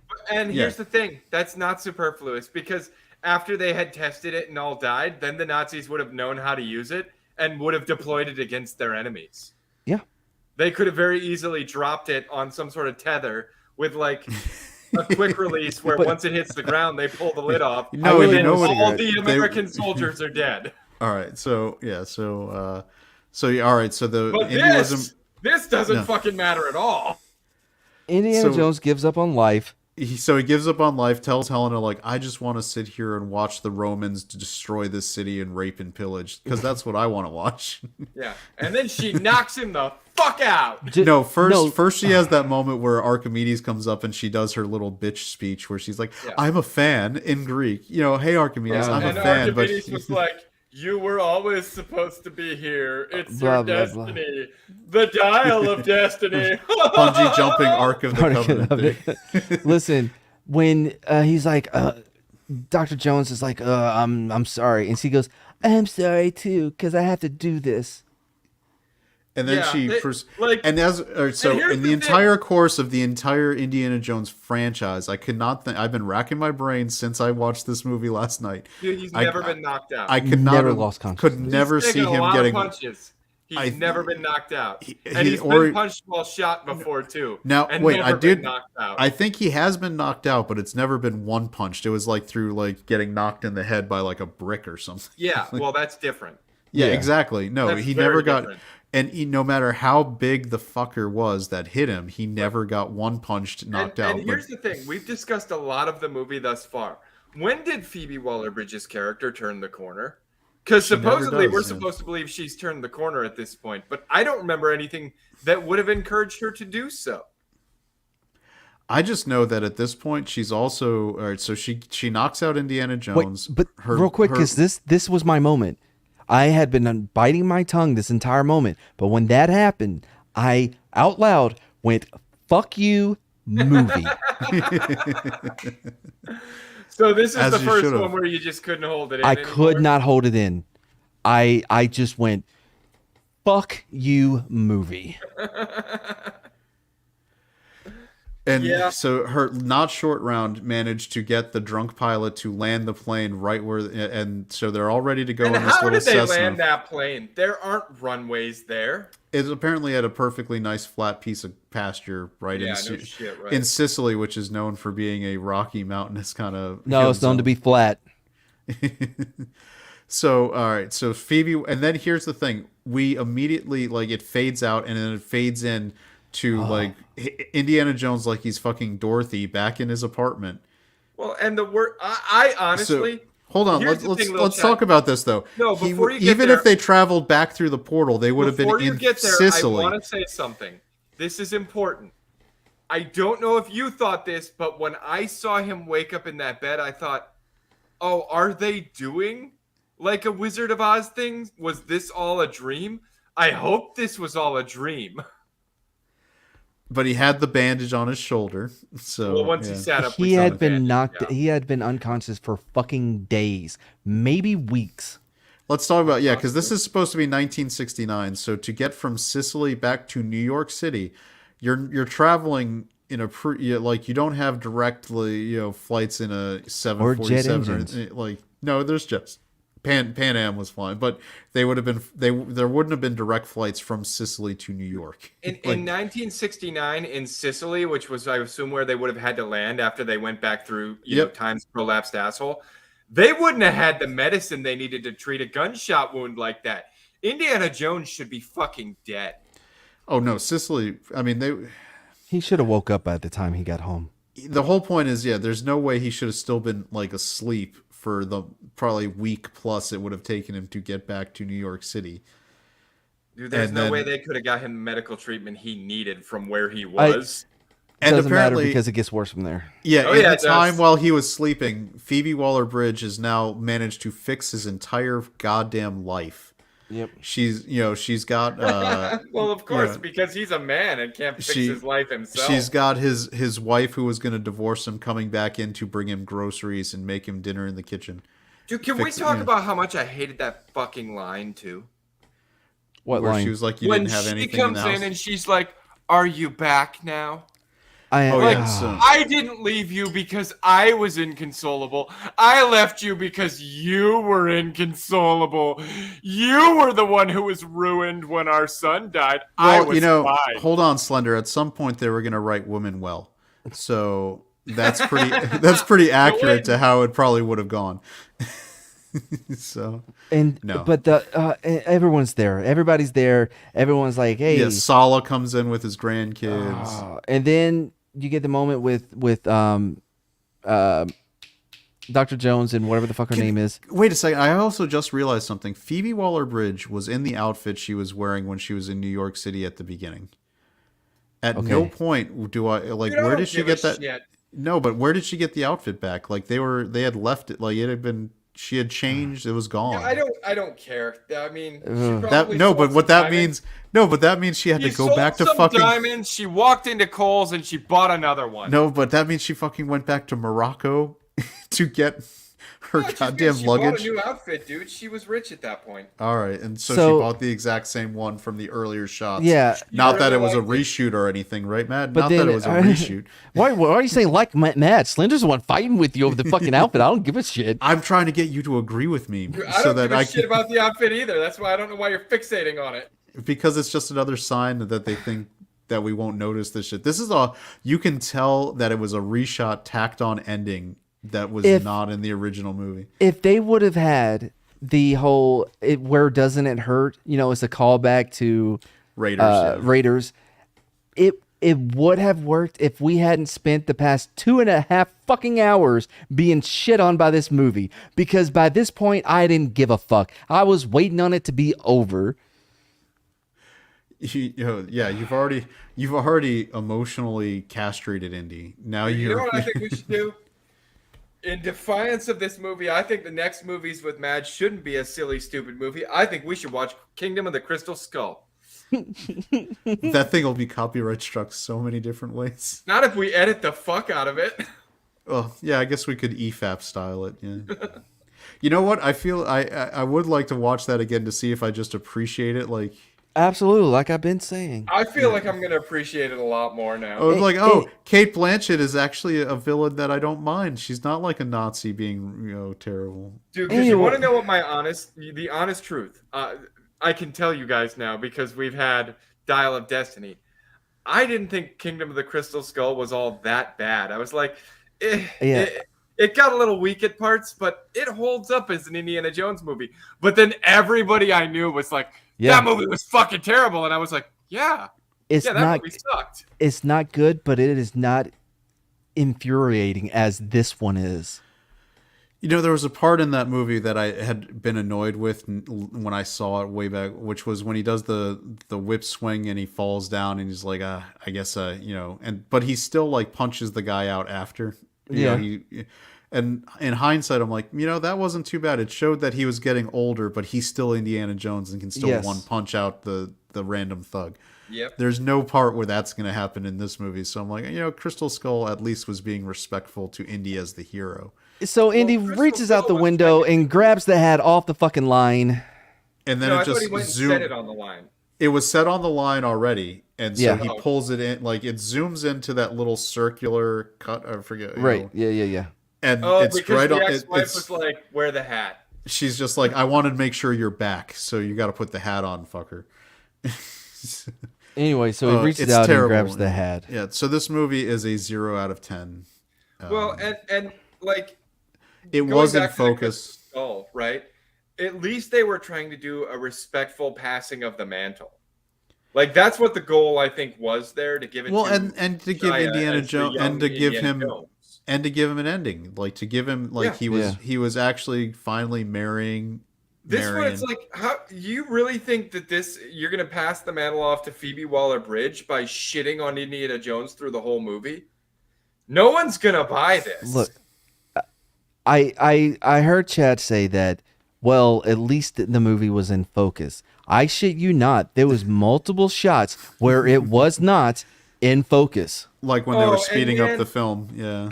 And Mad, you can maybe you'll be able to back me up on this because I couldn't get little Chad to jump on it like I did, but like the action sequences, the quick cuts were awful. I don't think they held an angle for more than 3 seconds at any given time. Like it's just like cut to this, cut to this, cut to that, cut to this, cut to this. This is happening. That's happening. Didn't get to see that because this gets to happen now. It happened so much, I lost track of shit. Like the watch it was thing. practically a slideshow played in fast forward. I can't give it a 0, but I cannot justify giving it a 1. I will give it 1/10 of a star out of 10. It's a 0. Like anything that was redeeming in it is completely Here's the negated thing. down to 0 by Phoebe Waller-Bridge. Here's the one good thing that I'll give it. I'll give it one good mark.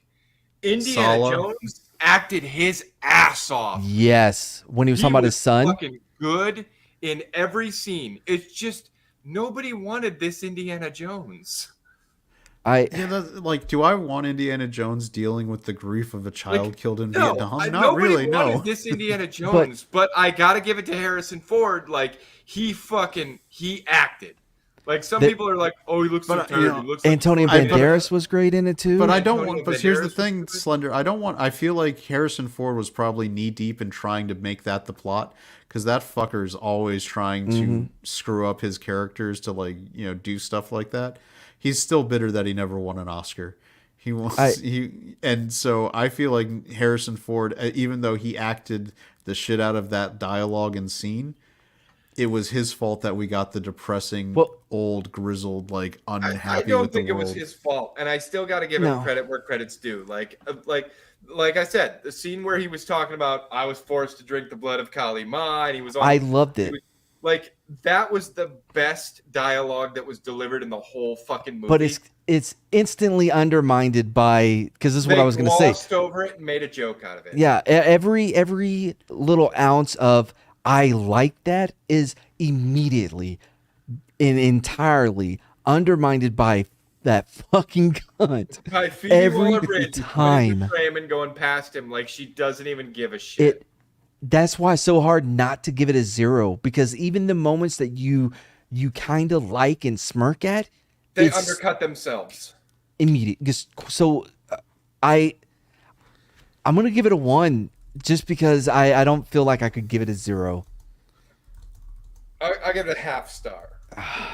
Half star for oh man, now it's killing me. I ran out of beer again. I'll give it a half star for Harrison Ford, Antonio Banderas, and the guy who played, what was his name, Sala? Yeah. Like they all did really well. But as per usual, the younger generation came in and just fucked it all up. If it was just rating them, it would be different. But as a whole, this movie, a 1.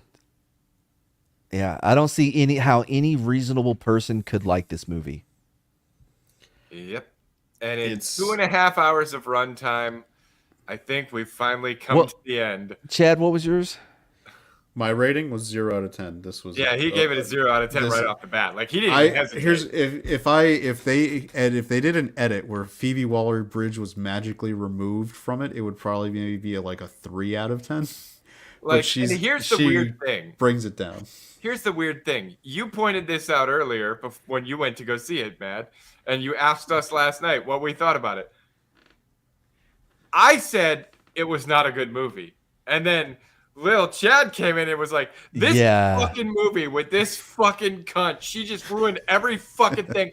I couldn't feel any happiness. She sucked all the joy out of anything. Yeah. I could see it. And Matt was like, whoa, you're usually the one with the more positive Yeah. take. You know what this is like? I've never, I haven't been divorced, but I feel like this would be like seeing a movie where your ex-wife that you just hate Oh, is happy in any is way just, whatsoever? is like the person in the movie that you're seeing, and she's like, and imagine just your ex-wife like, I'm fabulous, living my best life. Hello, and you're just like that fucking cunt. Yeah, I get Dude, that this 100%. movie is like when Shredder comes out and sees Matt having fun in the middle No, of the night. don't Shredder. No, don't even. Oh, no, I don't will give even him a throw pass. Shredder anywhere Hold near. on. No, I'm going to give him a pass because of something she said last night. Because I was like, yeah, no, dude, Chad fucking hates Phoebe Waller, whatever. And she goes, what? Really? Oh, I like her. She did Fleabag, right? I really liked fuck. her. She said what?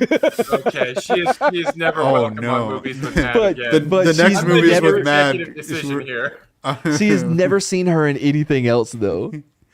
Okay, so the one show she's seen where she was specifically written to be a spoiled whore of a woman, Written by her. written by her, is where she is like, oh, she seems appropriate for that character. That's like the women who like Sex in the City. And I was like, oh, so you Okay, just well, like she watching also them likes Sex in the Dude, City. and because did you like see- watching okay, the old girls being whores and not being. Okay, did you see how many times like, for example, Antonio Banderas? Did you notice they made him gay?